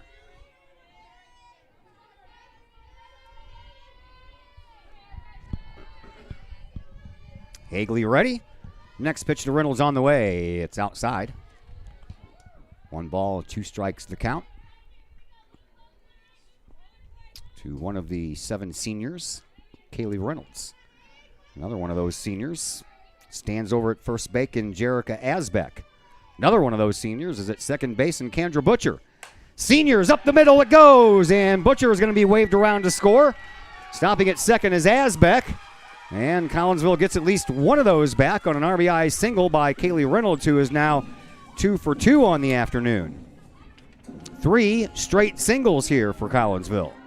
Center fielder Culp didn't field that too cleanly. Might have wanted to hold up Butcher there, but Coach Schmidtling keeps sending her after that. Center field doesn't field the ball. Alexi Rafalowski, who is playing center field but not batting in this game, will come in and run for Kaylee Reynolds.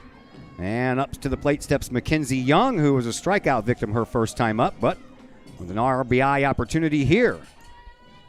So Reynolds was only batting 103 coming today and has 2 hits. Yeah. Drives in a run. So runners remain on first and second, still just 1 out. Collinsville gets one of those runners home. Be nice to get another one here. Slice this lead in half. Pitch and a bunt that spins right back behind home plate. Foul. Trying to catch them off guard, but now they're going to be on guard. What do you got going on over there? Looks like Collinsville versus Belleville East. Little kids? Yeah. Got purple against the sky blue. Hagley ready with the next to Young. Here it comes. High. So Asbeck at second. Rafalowski, courtesy running for Kaylee Reynolds at first. Mackenzie Young at the plate, trying to put something in play here. Here's the 1-1. Swinging a high fly ball. That sends the center fielder Culp back, and that's up against the wall. Both runs are going to come home and score, and on her way to third with a 2 RBI triple is Mackenzie Young. Great job by the 9 batter, Young. Send that out to the deepest part of the park. Rolled off the wall just a little farther, been a home run. One bounced right at the warning track. R.J. Simpson. And the Kahawks have made a game out of this again, back to within 2. Yeah, they're in business now, and the big bats are coming up at the top of the order, and Alton wants to talk about this. Yeah, Alton will call a timeout and go to the mound or in the circle to talk things over, see what they want to do, and we'll check you out when we come back after this break on the Kahawk Sports Network. The Collinsville Education Association is a proud supporter of KahawkSports.com and the Kahawk Sports Network. The CEA is your partner as they work to ensure quality education for our children. The CEA advocates excellence and equity in public education and represent over 400 educators in 11 schools in both Madison and St. Clair counties. For more information, you can visit the Collinsville Education Association's Facebook page or the CEA's website at collinsvillecea.org.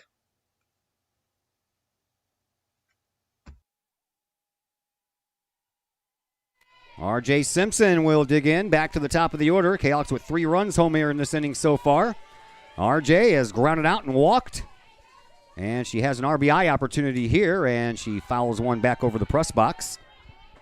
And she has Mackenzie Young standing at third base after Mackenzie knocked in 2 with her triple. Second, third time through the lineup. Usually pretty fruitful for the Kahawks. Next pitch to RJ. It bounces in the dirt. Nice stop there by the catcher Fisher. Keep that ball in front of her and keep Young at third. Still only 1 out. 1-1 the count to RJ Simpson, the leadoff batter here for Collinsville.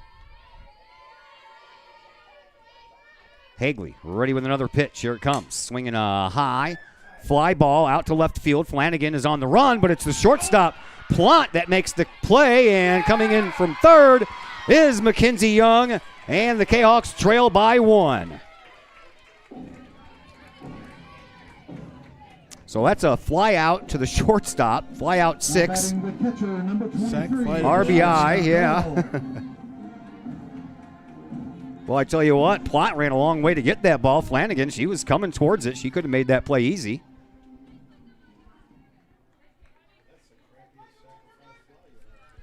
Probably. Take that if you're You the are Kahawks. probably right. Take that if you're Alton. You get the second out of the inning. You still got the lead. So 2 away. Base is empty now. Base is empty for Riley Doyle, who sacrificed herself with a bunt to move Simpson over in the last inning, but now she's up there with 2 outs and the base is empty. Time for a little long ball, and just like that, we have a tie game. Here's the pitch. Swinging a high fly ball. On the move is both the right fielder and the center fielder. That one's going to bounce against the wall. Doyle is going to round second. She's on her way to third, and she'll be there standing up. 2 triples in the inning for the Lady Kahawks here, with a chance to tie this with a nice swing coming up from Brianna Wellen. Yeah, hits keep coming now. Long fly ball and still gets a triple out of it. There is Brianna Wellen, who's 0 for 2 today, a ground out and a pop-up. She would like to end that spell with a simple little base hit. Yeah, tie this game up. As Katie Bardwell comes in to run for Doyle with 2 outs. Doyle has to go back to the dugout and put her catcher's gear back on. So Brianna Wellen 0 for 2. That means she's due. Hagley pitches. Outside. Ball 1.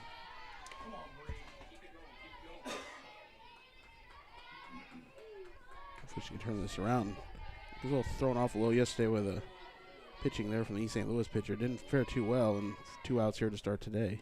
Allen bounces in the dirt. Good eye by Brianna, and she is ahead in the count at 2-0. Don't want to start a slump.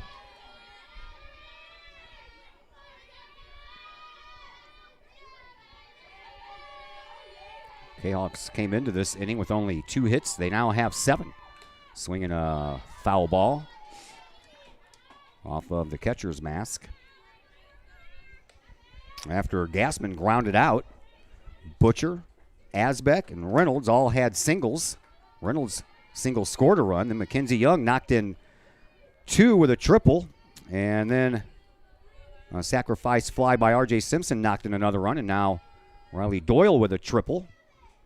And Katie Bardwell, the courtesy runner, stands down at third base with 2 outs. 2-1 count to Wellen, and here's the next pitch to her. Swinging a foul down the third baseline right behind Coach Schmittling.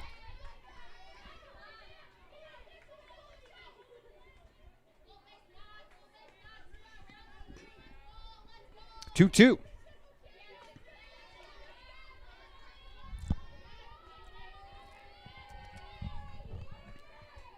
Hagley looks into her catcher. Fisher brings it home. That's a strike called on the outside corner. And Wellen goes down looking. And that is the end of the inning. But a productive inning here for Collinsville as they send 4 runs across on 5 base hits, couple of triples in that inning as well. And it's a little bit more interesting as we head to the top of the 5th inning. Alton still has a lead, but now it is just a 1-run lead, and it is 6-5 in favor of the Redbirds. Brady Pest and Termite Management in Caseyville. Brady Pest and Termite Management is your local pest control source. The Midwest offers its fair share of pest problems, and Brady Pest and Termite Management is up to the challenge. Whether it's pesky rodents in the cold winter months or ants, spiders, and other pests in the warm months, Brady Pest and Termite is your solution. And termites? Brady Pest is tops in the Metro East in termite management. Do you have unwanted pests? Then call the best. Brady Pest and Termite Management in Caseyville. Call 343-1790 or on Facebook at Brady Pest and Termite. Collinsville High School alumni Stacy Lauenstein, CHS class of 91, Lisa Bassetto, Sarah Sulke, and Tracy Limp, CHS class of 94, Tony Geisen, CHS class of 96, and Kevin Robinson, CHS class of 99, want to wish all of our Kahawks a great year. We look forward to cheering you on and supporting you. Work hard on the court and the field, as well as in the classroom. Remember, once a Kahawk, always a Kahawk. Hashtag Kahawk Family.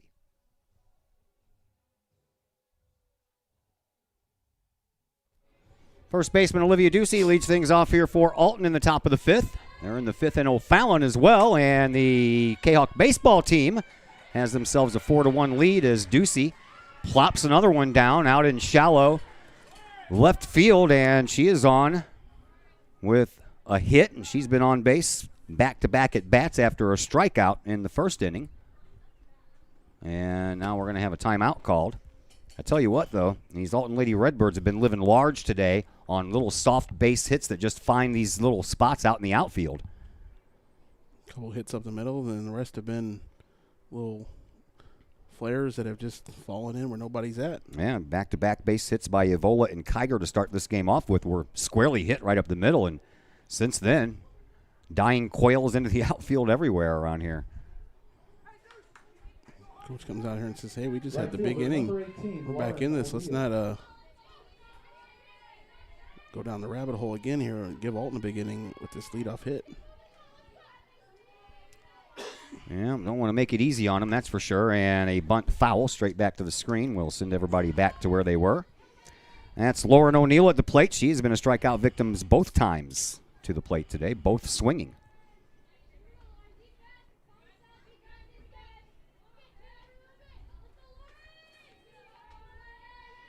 So O'Neill digs in, looks at one outside, and a throw down to first base, and back in there safely is Ducey with Mackenzie Young covering from second base as RJ was barreling down the first base line looking for a bunt. Quickly 0-2, though, to O'Neill. Throw one outside. She'll swing. Ooh, oh, she didn't need to. 3 strikeouts in a row for Lauren O'Neill. And she becomes the first out of the inning, and now a little double play will get you out of the inning as Darcy Flanagan, the number 9 batter, comes up to the plate. Darcy has singled and scored. She did so in the 2-run second inning and grounded out in her last at bat, and this one is down the first base line but foul. And everybody will go back.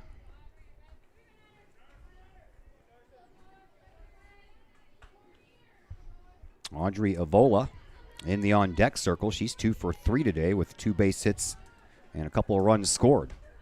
That's a strike on the outside corner. And quickly in the hole is Flanagan at 0-2.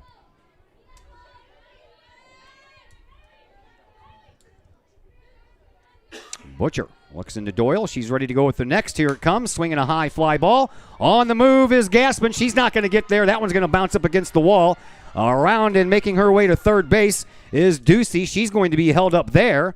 And on second base is Flanagan with a stand-up double.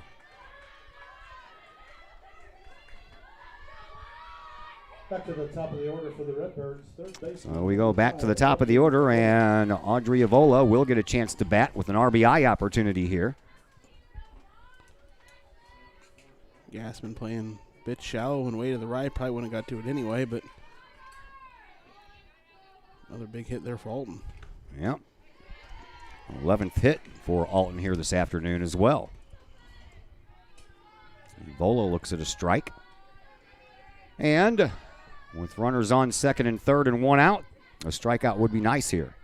Anything in play is probably going to score a run. There's a high pop fly. That one might not, but if it stays in, and Doyle takes care of it behind the plate for out number 2. That's a huge out.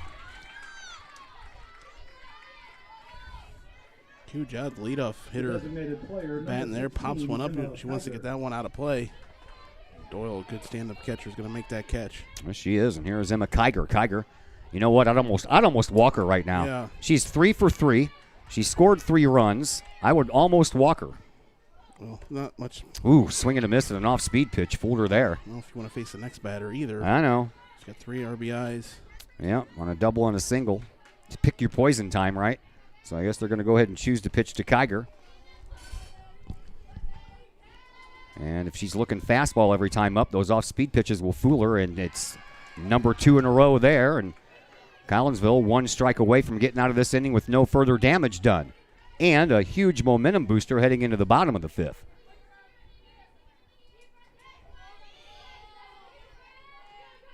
Kiger digs back in from the left side. She has runners on second and third, 2 outs, and the 0-2 pitch. Swing and a miss. Down on strikes goes Emma Kiger, and the inning comes to a close as the Alton Lady Redbirds strand a couple of more runners.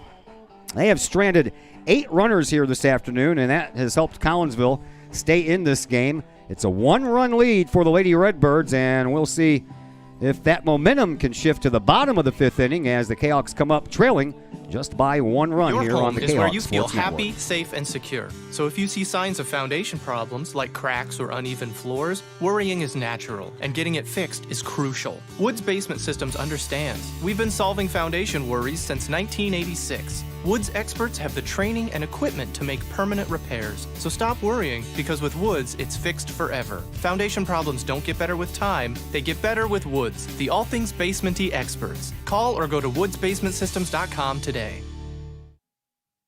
First National Bank of Waterloo, celebrating over 100 years of banking. Visit First National Bank of Waterloo, now with locations in Collinsville and Maryville, for your mortgage and lending needs. Why? Super low closing costs, low construction loan rates, and they do so much to support our local communities.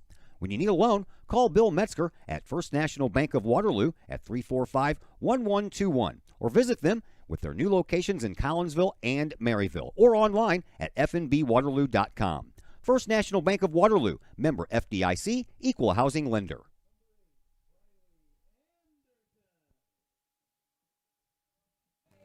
Riley Anderton was the only Lady Kahawk who did not get to bat in that 4-run 4th inning, so she will do so here to lead off the 5th. And for Briley, she has an RBI base hit today and a ground out, so 1 for 2.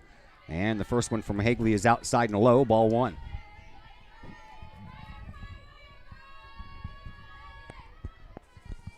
Kahawks trail just by 1. Still in this thing. 2 runs in the first, second, and fourth by Alton. Next pitch, swinging a bouncing ball. Second baseman Sauls is going to boot it. And Anderton is on after the error. That is the second error committed by Alton here this afternoon, and that'll put a runner on first base. Amber Gassman. And that'll bring up Amber Gassman. And Amber on the afternoon looking for her first trip around the bases. She is lined out and grounded out in this one. So a runner on first, nobody down. Collinsville trails by a run. That tying run is on first base.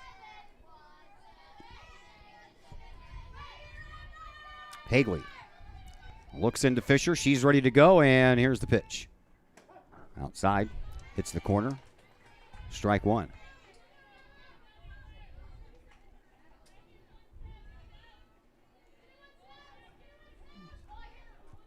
Had a little sunshine today, but since then it's gotten mostly cloudy. Turning around to bunt, taking one outside was Gassman. 1-1, excuse me. Calling for some rain tonight and overnight.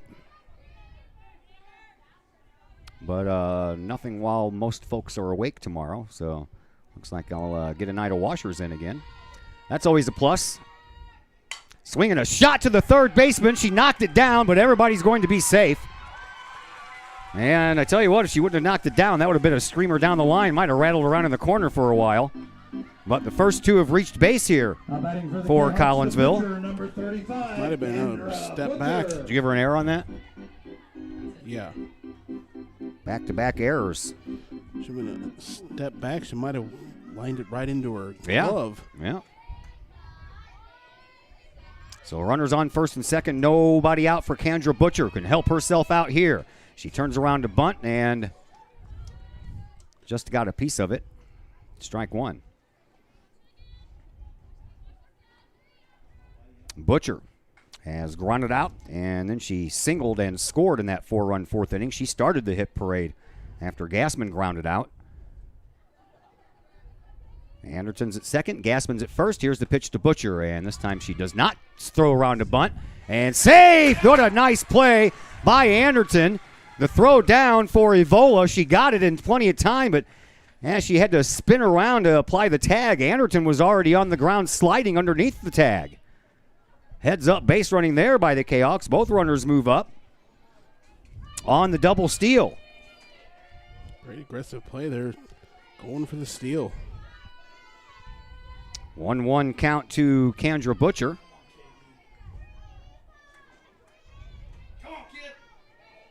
Kahawks with some momentum here. Big inning on the fourth. Yeah. Big top of the fifth to get out of a jam. Next pitch to Butcher, inside. 2-1 the count to the Kahawk pitcher. Runners on now at second and third. Nobody out. Go ahead run down at second in the form of Amber Gassman. Right now it's up to Butcher, and here's the next pitch to her. Outside. Whoa! Where in the world? Wow. I cannot believe that was called a strike. Man, oh man. Looked high and outside. It sure looked high and outside. Nothing Butcher could do with that one anyway. He's going to call it strike. Nope. That's a slow roller. It's going to be taken by the shortstop, or the second baseman, Souls, but the tying run comes across, and they called Butcher safe at first on an infield RBI hit. And we are tied at 6. Rolled up on the second baseman. Got to her. Should have been able to make the play and kind of bobbled it. And Alton's going to go with a pitching change. Alton is going to have a pitching change, which means we take a break, and we are back in just a moment here on the Kahawk Cafe Sports Network. Agape serves up some of the best sandwiches, burgers, pork steaks, meatloaf, fish, and more in Collinsville. And yes, they still cater. Wedding receptions, luncheons, business meetings, and much more. And Cafe Agape is your destination for all of your holiday and party favorites, both main courses as well as delicious sides. Cafe Agape in Collinsville is the only place to pick up a Kahawk sandwich or dog and the new Flamin' Kahawk sandwich. Cafe Agape, check them out at 703 St. Louis Road. Give them a call at 345-CAFE. That's 345-2233. And don't forget to tell them Stewie sent you. Do you have a big land improvement project that requires some outside help? Call Petroff Trucking Company. The Petroff Companies have been shaping the metro area since 1975. Family owned and operated, Petroff Trucking Company can do the job and do it right. Hauling, excavating, and grading, they do that and more. Petroff Companies also has roll-off dumpster rentals. They also specialize in dirt and rock sales. Petroff Trucking Company can help you develop your land for your needs. Petroff Trucking Company. Check out their website, petrofftrucking.com, or give them a call, 618-797-6100. Petroff Trucking Company, shaping the metro area since 1975. Drink it in. Powerful, vibrant, nutrient-rich fuel for healthy, active, experience-rich lives. So you can be your best self, live your best life, and rule the day.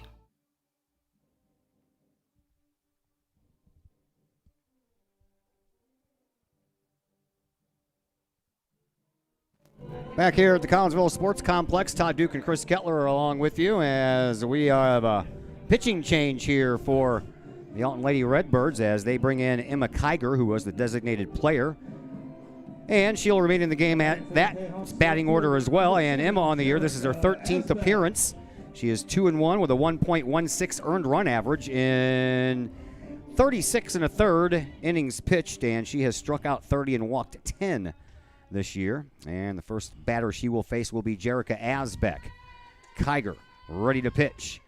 Inside and taking off and heading to second on the play is the courtesy runner, Emma Hilton, running for Butcher. So now Collinsville has Gassman at third, Butcher at second, the courtesy runner at second. And the next pitch to Asbeck is inside. 2-0. Go ahead run just 60 feet away. Nobody down. Next pitch to Asbeck. She kind of half swings at it, but that's going to score a run. Sauls throws in time for the out this go-around. And Asbeck will get credit for an RBI ground out. Sometimes all you got to do is put the ball in play, and that'll be good enough. Works out for the Kahawks there. Give them their first lead of the day. That's for sure. Collinsville out front now 7-6. Number 18, Kaylee Reynolds. Here is Kaylee Reynolds, who singled in a run back in that 4-run fourth inning, and she is 2 for 2 on the afternoon. Another RBI opportunity here for Reynolds.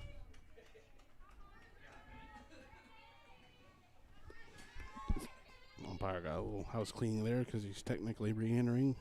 Rafalowski came in to run for her back in the fourth. Now we're ready to go. And Kiger ready to pitch, and here it is. Outside, hits the corner. 0-1. 7-6 in favor of Collinsville. Kahawks came all the way back. They've trailed 2-0, 2-1, 4-1, 6-1, 6-4, and they've come back and tied it up 6-6, and now they have the lead at 7-6. 1 ball, 1 strike the count to Reynolds. 1 out in the inning, runner at third base. Big run down there at third base, too. Next pitch from Kiger on the way. Off-speed pitch. Just missed.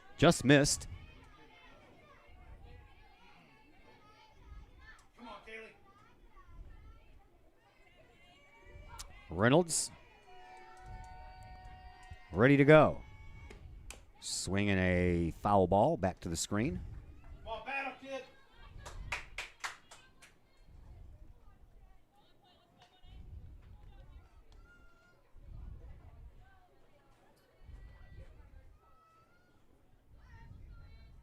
Bottom of the fifth, 1 out.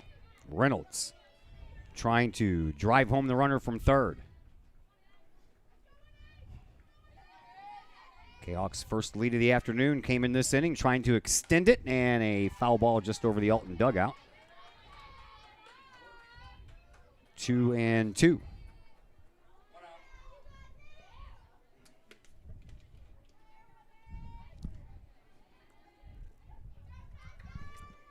Next pitch from Kiger to Reynolds is on the way. Swinging a slow roller to the shortstop. Plots up with it, has it, throws in time for the out, but the run scores from third, and Collinsville has a 2-run lead. Second baseman, number 26, Mackenzie Young. That way, Kaylee! So Reynolds with 2 RBIs here today, 2 base hits. And that'll bring up Mackenzie Young with the bases empty and 2 outs. Mackenzie got in on the fun in that 4-run fourth inning with a big 2 RBI triple. Pitch, swinging a foul straight back to the screen. Sometimes you don't need any hits to get 3 runs. No.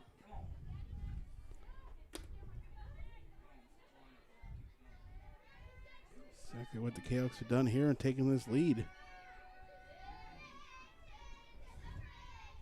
3 errors in this inning have led to the 2 runs. All unearned for Hagley, but I'm sure she's not very happy about that aspect of it. Next pitch from Kiger is in the dirt. 2-1 the count to Mackenzie Young.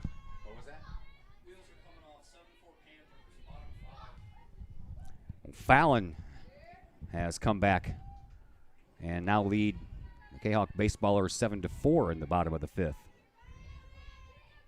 Kiger ready with another for Young. Here it is. Swinging a chance for the shortstop. Plant up with it and over to first. But in the inning, Collinsville gets 2 runs, and they end up taking a lead here by a score of 8-6 as we head to the top of the 6th inning. Time for the Alton Redbirds to bat, and we'll see what they have in store for the Kahawks when we come back from a commercial break in just a moment here on the Kahawk Sports The reviews are in. Old Herald Brewery and Distillery in Collinsville is a hit in the Metro East. Folks both local and just visiting the area are calling Old Herald Brewery and Distillery a must-stop destination in Collinsville.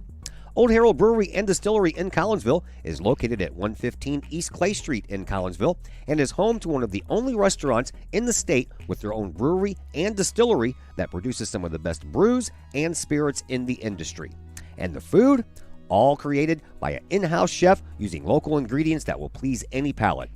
Old Herald Brewery and Distillery in Collinsville has daily specials for both inside diners as well as offering curbside pickup specials and family size specials. And don't forget to take home a bottle or a growler of beers brewed on site at Old Herald Brewery and Distillery. Old Herald Brewery and Distillery in Collinsville. Check their Facebook page for daily specials, online ordering at oldheraldbrewery.com, or give them a call at 855-8027.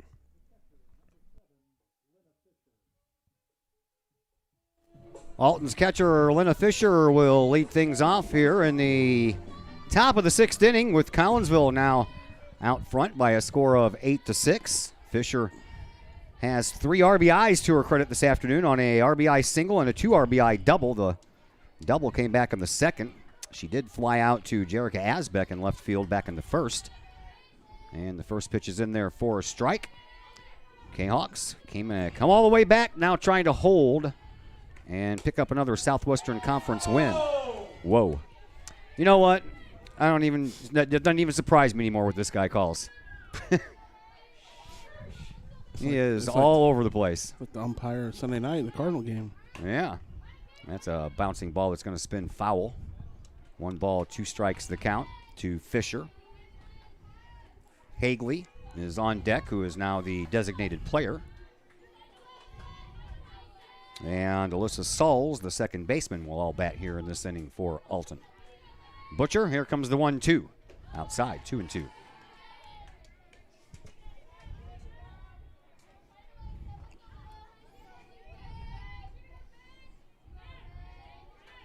Top of the 6th is where we are. 8-6 in favor of Collinsville. Swinging a fly ball that'll stay in the park. Who's going to get it? Nope, nobody's going to get it, and it hits foul. In that another Bermuda Triangle area where Alton has found some empty spots today.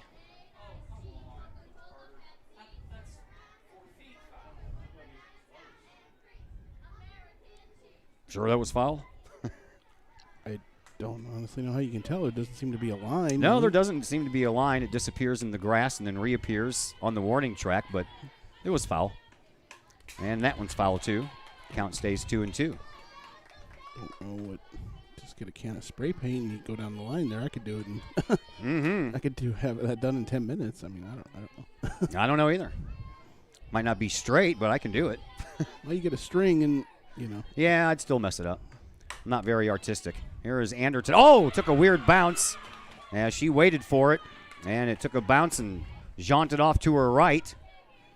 Should have stayed aggressive and kept charging at it. Just going to stand back there and let it come to her a little bit. So an error to Anderton. First error by Collinsville today, and that'll bring up Allison Hagley. And Hagley is 0 for 3 on the afternoon with 2 pop-ups and a strikeout. Second error, they had the one where she threw it out in the outfield. Oh yeah, I did write that one down. I just didn't write it down in the right spot. First one on a batted ball. Yeah, I got you. I understand. So Fisher on at first, Hagley to the plate, and a laser shot foul down the third base side. Collinsville has a 2-run lead. They like to keep it. Alton's been aggressive today. They've scored 2 in the first, second, and the fourth for their 6 runs. Collinsville with 1 in the first, 4 in the fourth, and 3 in the fifth.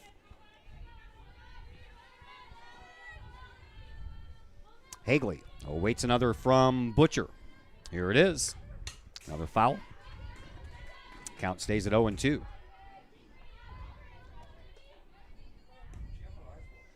Starting with today's game, all of these teams had 3 Southwestern Conference games left.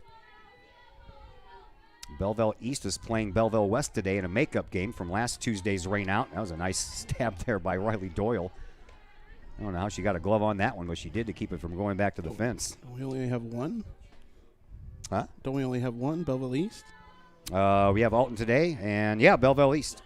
Well, the schedule on the STL said East St. Louis on Thursday, but I didn't think that was true. So I asked Coach about it earlier. She said no. High fly ball, and Anderton makes the catch. Out in shallow left field, right in front of Jerica Asbeck, and I don't know if Jerica was too happy about that, but all she had to do was call her off. Well, that was the original date of the East St. Louis game. They moved it up to Monday, and then the forfeit, I think STL deleted that out of there. I thought it was 2 different games.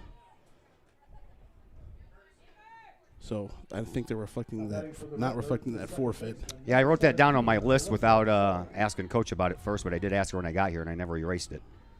So, yeah, Collinsville has 2 today against Alton, and then Belleville East Saturday morning. Belleville East right now in first place, swinging a foul ball off of the bat of Alyssa Sulls, who has singled and then lined out and struck out in this game, so officially she's 1 for 3. Edwardsville is playing Belleville West, still on their calendar. Also O'Fallon tomorrow, and then at Alton next Thursday, or at Alton this Thursday. Pitch is high. Alton has Collinsville here today, Edwardsville on Thursday, and then they have East St. Louis on Saturday. And for Belleville East, they're playing that makeup game with Belleville West, plus they have O'Fallon Thursday and us on Saturday morning. High fly ball on the move is Asbeck, and she's there to make the catch. And there are 2 away. Great job. She read that one well. Yeah, she took a step back because a lot of people, man, they take that initial step in, and then it's too late. And it's too late for you to go back. So a nice play by Jerica Asbeck out there in left field. That will bring up Shelby Culp. Culp, the center fielder, has 2 singles. The first one was a 2 RBI single that gave Alton their first 2 runs in this game. And last at bat, she lined out to Mackenzie Young at second base. So a runner at first and now 2 outs. And the Kahawks just 4 outs away from securing this victory, but still feels like there's a long way to go. Here's the pitch, and that's a grounder to Anderton. She'll step on second base, and that is the end of the inning. A 6 unassisted put out at second base for out number 3, which would mean that Shelby Culp reaches on the fielder's choice.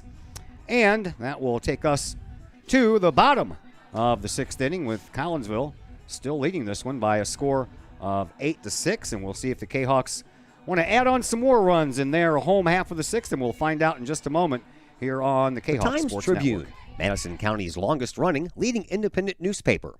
The Times Tribune covers Troy, Collinsville, Maryville, and all the villages and communities of Madison County. From area city halls to sports, including the Collinsville Kahawks and Unit 10 District News. The Times Tribune covers that and more. The Times Tribune is a weekly hometown newspaper published every Thursday, and a 1-year subscription is only $40 for the printed and online editions. For more information, call the Times Tribune at 618-667-3111, online at timestribunenews.com, or follow them on Facebook at Times Tribune. Looking to buy a new home or sell your current home? Trust the Blaylock Group of eXp Realty with all of your real estate needs. The real estate market is hot right now, and you can trust the years of experience the Blaylock Group brings to the table. The Blaylock Group can help you find your dream home, or they can help you get top dollar for your current home. Give Peyton or Emily Blaylock a call today at the Blaylock Group of eXp Realty, 618-780-4622. That's 618-780-4622.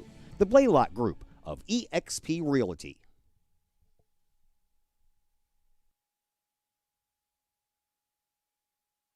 R.J. Simpson leading things off here in the bottom of the 6th for Collinsville.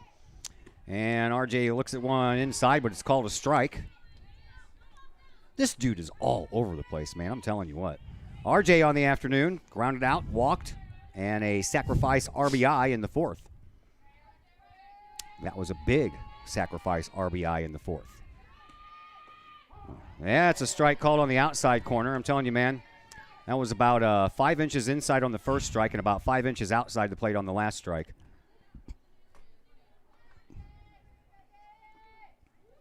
Makes it hard for the batter to know Sure what does. to do. 1 ball, 2 strikes to count. RJ swings away and fouls it out of play. Cardinals back in Chicago, taking on the White Sox. Tony La Russa got to manage against the St. Louis Cardinals for the first time in his career last night. The only team he did not manage against until last night. Here is RJ and a 1-2 pitch coming to her, swinging a little high fly ball that's going to get over the head of Darcy Flanagan. You know why? Because she broke in right off the bat instead of going out, and that is a lesson to learn right there. It was done the right way in the last inning by Jerica Asbeck and done the wrong way in this half inning by Darcy Flanagan. Made all the difference there. Popped over the left fielder's head after she took the initial break in. Asbeck, like we said in the top of the 6th, made the play. Yeah. It's a big difference, man, when you break in instead of taking that one step back right off the bat just to make sure. And here is Riley Doyle, and Doyle has reached on an error, has a sacrifice, and she's also tripled, but she was stranded at third base after that triple. She has an RBI opportunity here after RJ makes it down to second on a passed ball and a foul ball off the bat of the senior Riley Doyle. Also got another interesting thing going on in that Cardinals game tonight. Joe West will become the umpire of the most games in Major League history tonight. Sure will, and you got Flaherty on the mound facing his former high school teammate pitching on the other side. How about that? 2 high school teammates get to face off each other at a Major League Baseball game. That's pretty cool. Foul ball out of play on that swing by Riley. And the pitching coach of the White Sox was their coach in high school. Yeah. Cowboy Joe West. The singing cowboy. I don't know why they call him the singing cowboy. They just call him the singing umpire. Here's a 1-2 pitch to Doyle. That one bounces in the dirt. Nice stop back there by Fisher to keep Simpson at second.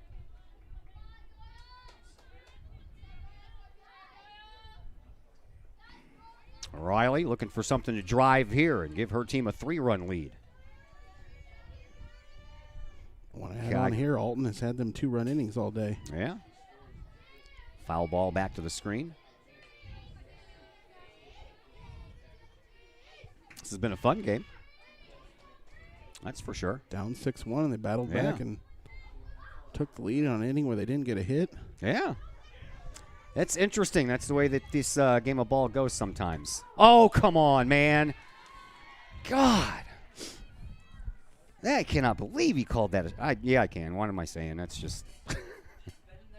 The third baseman, number 27, Brianna Wellen. Wellen was a victim of pretty much the same thing back in the 4th. Yeah. Now she digs in here. Here is Brianna Wellen wearing the collar today. She's 0 for 3. Strike on the outside corner again, I guess. Just have to say that. I guess that was on the outside corner. It's the only thing I can say. I know these guys are trying to do a good job, but there's a swing and a high fly ball by Wellen. That one's back, and that one's not coming back. A 2-run home run by the Kahok third baseman Brianna Wellen has just made this a 10-6 Kahok lead. So much for the struggles there. She just hammers that one away. 2-run home run. Some good insurance runs for the Kahoks there. Oh, you know it. Big insurance runs. No doubter off the bat.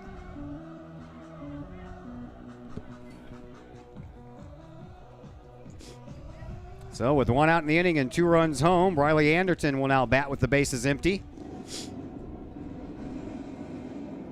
And Brianna Wellen already Now batting for the Kahawks, the shortstop, number 8. Led her team in the home run Anderton. category Number 8 for the Kahawks, Led her team in the home run category with 4. She now has 5 on the year. And here is Anderton.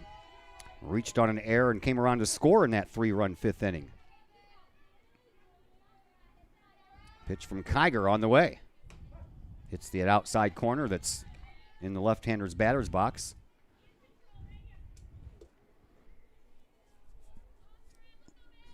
Oh, and 1 the count to Anderton. That one's low. Ball 1. Looks like Allison Hagley is playing first base now. So I guess that would make Olivia Ducey the new designated player for the rest of the game. Outside to Anderton. 2 and 1 the count.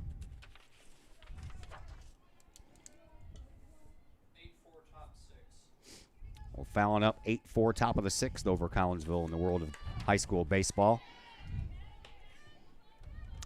2 and 2 now the count to Anderton as she takes another one outside off of the plate that's called a strike.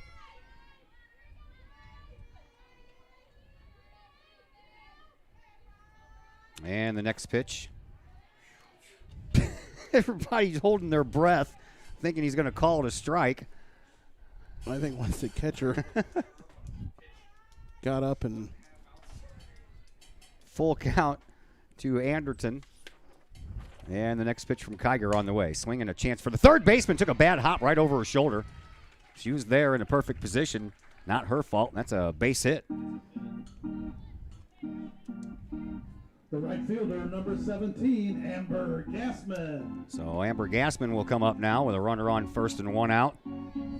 Amber on the afternoon is 0 for 2. Did reach on an error and score in that 4-run 4th inning.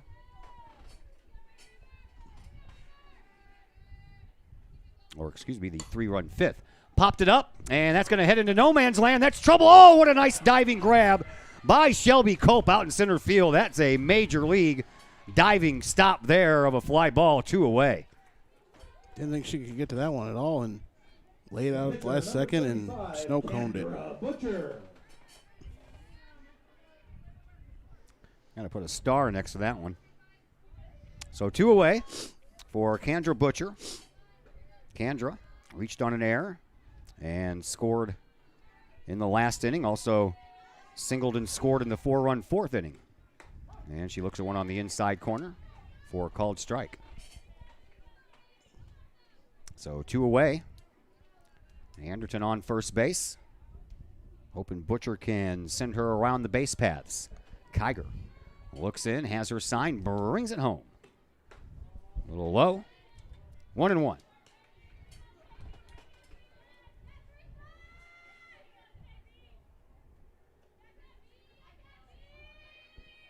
Kiger ready with the next. To the lefty, Kendra Butcher. Here it comes. High. 2 and 1.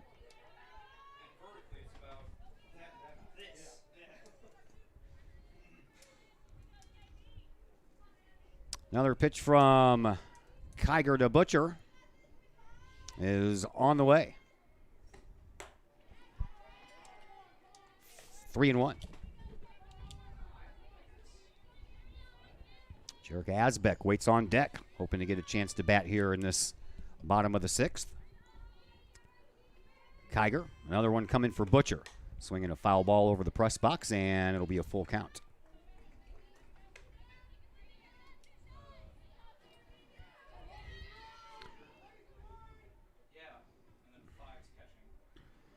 Full count to Kendra Butcher.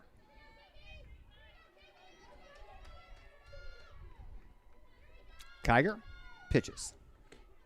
Swinging a slicing ball. It's going to go all the way up against the wall.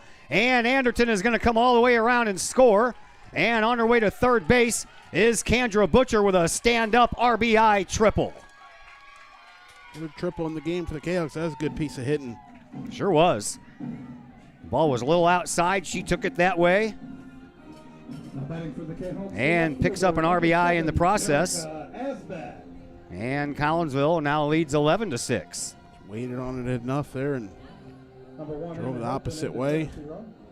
Emma Hilton coming in to run for Butcher, and that'll bring Jerica Asbeck to the plate. Jerica has grounded out twice and singled and scored in between those two ground outs.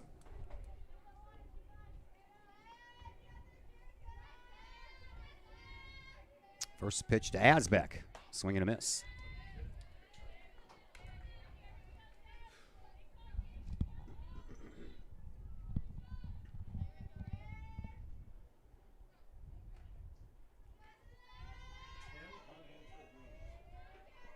Next delivery on the way. Swing and a miss again.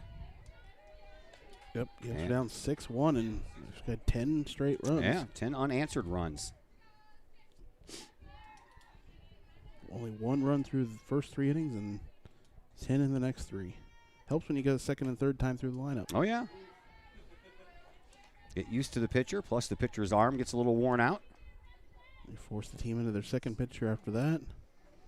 And just like Collinsville has only used Butcher and Reynolds mostly this year, Alton has only used Hagley and Kiger. And a foul ball will keep Asbeck at the plate for a little longer.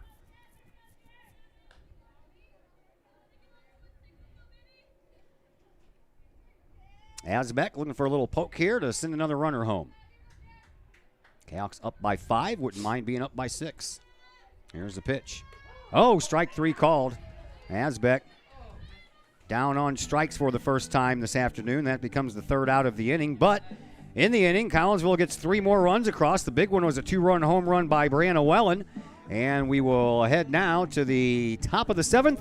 Kahawks 3 outs away from picking up a victory here against Alton, and we'll tell you all about the top of the 7th in just a moment here on the Kahawk Sports Network. Looking for a little bite to eat in a nice, friendly establishment before heading out to a game? Look no further than LC's Pub in Caseyville. Just blocks from Collinsville High School, LC's Pub is the pub of choice for Kahawk fans, before, after, or even during Kahawk games. LC's Pub features a wide variety of traditional bar food like burgers and fries, chicken wings and chicken strips, appetizers like pepper jack mac and cheese bites, fried pickles, and green beans. Plus they have salads, fish, shrimp, and more. LC's Pub also features an outdoor patio, a gaming room, weekly poker tournaments, and a pool table, plus enough TVs for all the sports fans. And LC's Pub shows Kahawk games live, as well as Blues and Cardinals games. LC's Pub, 605 North Main Street in Caseyville, right across the intersection from All Pro Tees. Call for carry-out orders at 618-855-9007 and on Facebook at LC's Pub. LC's Pub, Kahawk fans' pub of choice.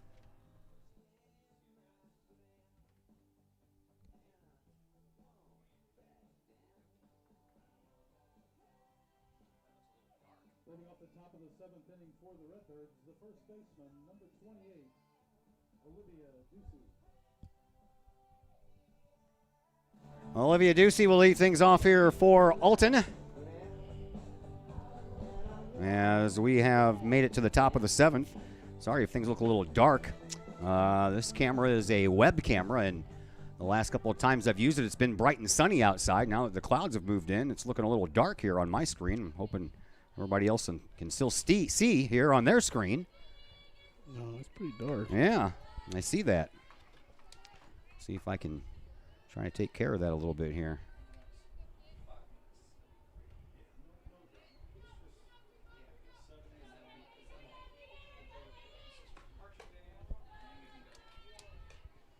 First 2 balls by Butcher. Come on, go get him, come on. All right, that should take care of a little bit of it. There you go. Grooves the next one there. Almost goes high, but gets the call. I'm going to adjust the brightness on the webcam in mid-game. So next time I plug it in and it's bright and sunny, you're not going to be able to see anything. You'll be blinded by the whiteness. Ducey on the afternoon has struck out, and she had back-to-back singles in both the 3rd and the 5th, but she was stranded both times. It'll be the bottom 3 in the order, Ducey, O'Neill, and Flanagan, to face Kendra Butcher. Here's the pitch, and it's a walk. That is the first walk issued this afternoon by Kendra. Kahawks are up by 5. So not a real good time for it, but it's better than being only up by one. They're going to have a courtesy runner as Jordan Watzik comes in to run for Ducey. Pinch hitter, too. And a pinch hitter as well. That'll bring up the Wana Lasley. And Lasley looking for her first base hit on the varsity side this year. Runner at first, nobody out. Pitch.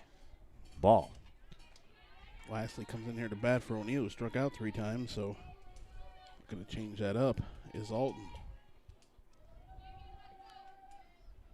Next delivery. Ball also. Hope Kandra's arm's not wearing out on her. She walks Ducey and now falls in the hole 0-2 to the pinch hitter Lasley. Butcher's next delivery. Swing and a miss. 2-1 the count to the pitch hitter. Darcy Flanagan waits on deck.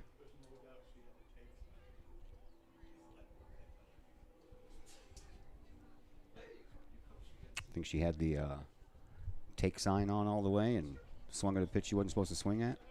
Got quite a talking to from she did. Coach Carter.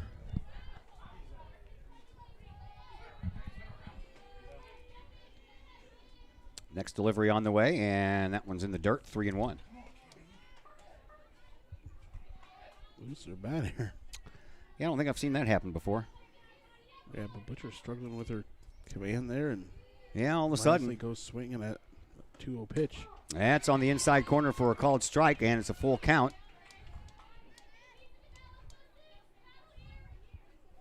Watzik is on first as a courtesy runner, and the pinch batter, Laslick, awaits the 3-2, and it almost hits her, and it does not. And the first two have reached here for Alton, and that's not a good thing. Back-to-back walks. Back-to-back walks here. The 9 batter, Alton. Good chance they can turn this back over to the top of the order. Darcy Flanagan has 2 hits this afternoon, a single and a double. In between that, she grounded out to Wellen at third, and that one's outside. That one missed way outside there. Yeah, it did. Having a hard time finding the strike zone here all of a sudden. Pitch. That's a strike right down the middle. 1-1. Haven't had to get it too close for it to be a strike. No. That's the thing. Just get it close enough. You should be okay. Here's the 1-1. Swinging a little pop fly right into the glove of Anderton. She throws over to first, not in time. Ball gets away, and the runner at second will go to third. And that is the courtesy runner, Watzik. Take the out, and no runs scored. Yeah. After the top of the order for the Redbirds, the catcher. So we go back to the top of the order. 1 out. Runners on the corners here for Alton and Audrey Avola. She has 2 singles and 2 runs scored. 2 for 4 here this afternoon. Now the infield for Collinsville would like to talk things over. 2 outs away from this big comeback victory. Some good insurance runs. Chaos have something to work with here. You really ain't got to worry about these runners. Just get the batters out.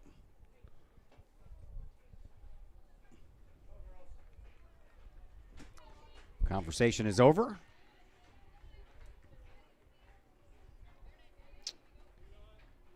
And time to face Evola. She was a strikeout victim back in the second. Popped up in foul territory, and Riley Doyle held on to it. Pitch outside. Runner from first, not going anywhere. Elena Lasley at first, and over at third is Jordan Watzik. Butcher ready to pitch to Evola. Here it is. Took a little off and never did quite make it all the way before it bounced right in front of the plate.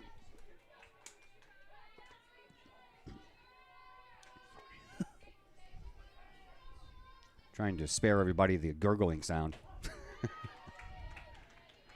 Strike called in there to Evola, and it's a 2-1 count to the Alton Lady Redbird third baseman.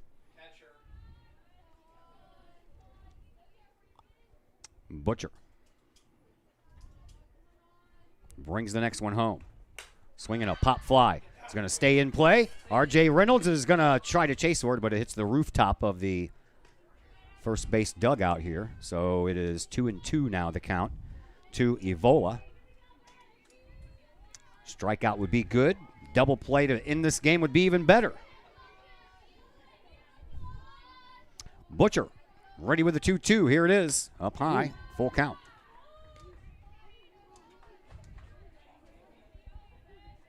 Another full count. Lost the last two to walks.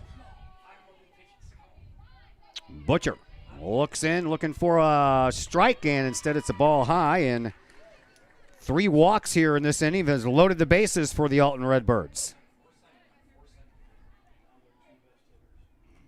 1 out. And again, a double play could end this, but yeah, I got the meat of the order coming up here. And Emma Kiger. Kiger has been on base 3 times this afternoon with 3 base hits, 3 runs scored. But the last time that she was up, she was a strikeout victim as Butcher got her on 3 changeups. As Kiger goes they're looking for fastballs. And that one's in the dirt. Struggles continue here for Butcher. Yeah, nowhere to put her. Ball. Gotta dig down here and find something. Anything to maybe put the ball in play. Have your defense work it out for you. Butcher's next pitch. Strike called on the outside corner. 1-1. Through that fastball. Change up next. It's been able to locate those, but you don't want to groove a fastball in here to this batter. That's a strike 2 on the outside corner. Now, you probably did set her up for a little something off speed, off the plate, and make her swing at it. Or hope that she swings at That's it. what she's going to come with here. Bases loaded, 1 out. Collinsville leads by 5. Butcher ready with the 1-2 pitch and a swing and a miss. Down on strikes goes Kiger for the second bat in a row. And the Kahawks 1 out away from this come from behind victory. The third baseman, number 7. That's going to be up to Lena Fisher. Fisher has reached base 3 times this afternoon on a double, a single, and an error. She's also knocked in 3 runs. Her first at bat, though, she flew out to Asbeck. Where was that? That has been a strike all day.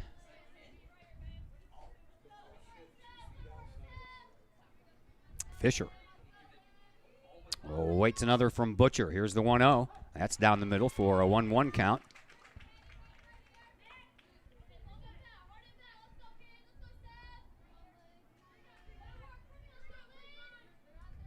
Hawks lead 11-6. Bases are full of Alton Lady Redbirds. Here's the 1-1 pitch. Up high.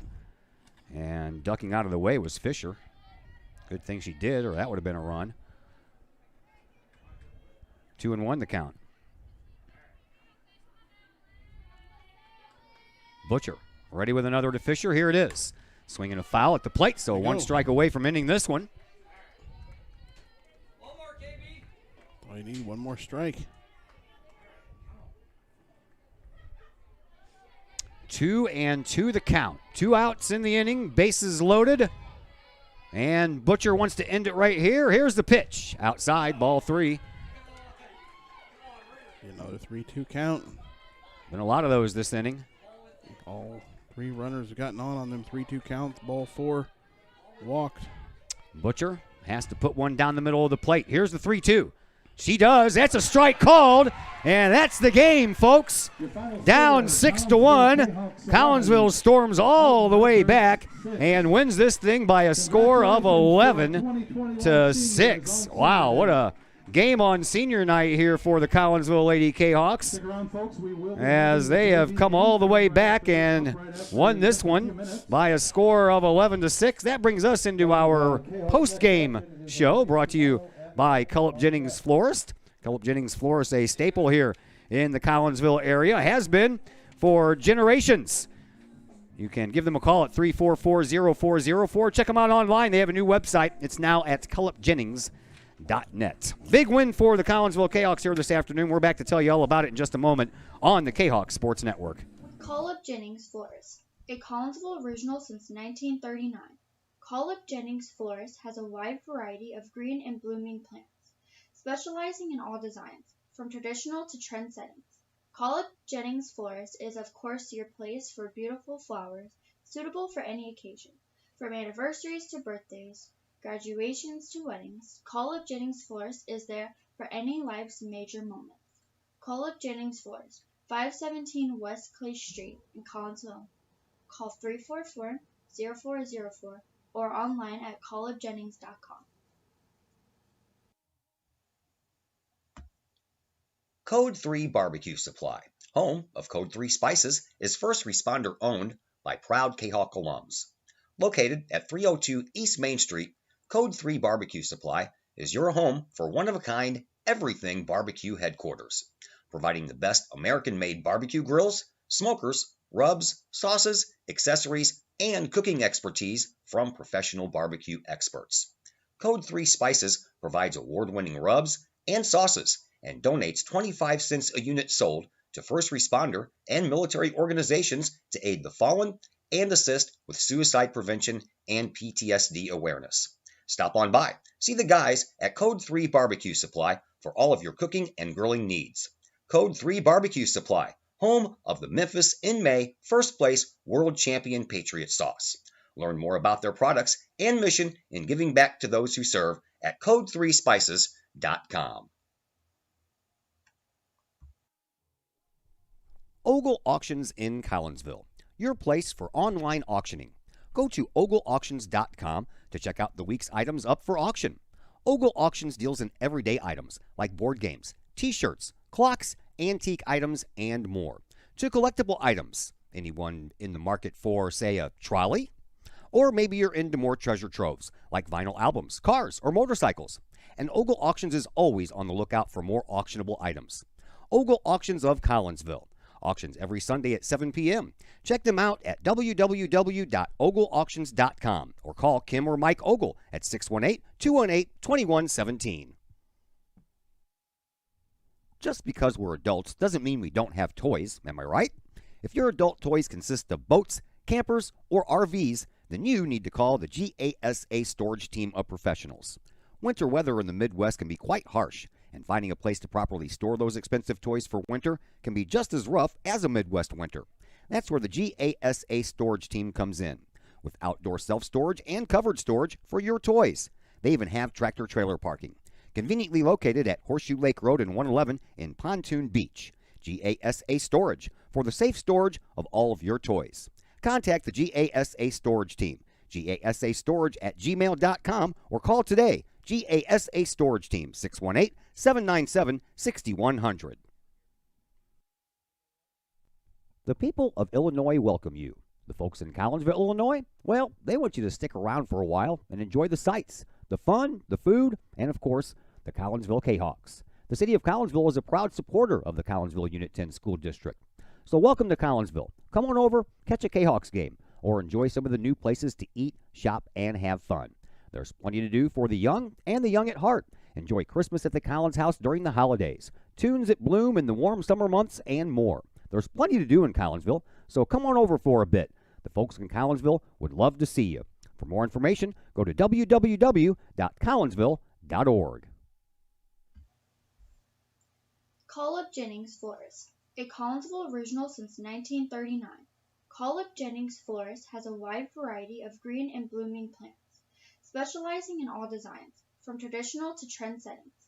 Collip Jennings Florist is of course your place for beautiful flowers, suitable for any occasion. From anniversaries to birthdays, graduations to weddings, Collip Jennings Florist is there for any life's major moments. Collip Jennings Florist, 517 West Clay Street in Collinsville. Call 344-0404 or online at collipjennings.com.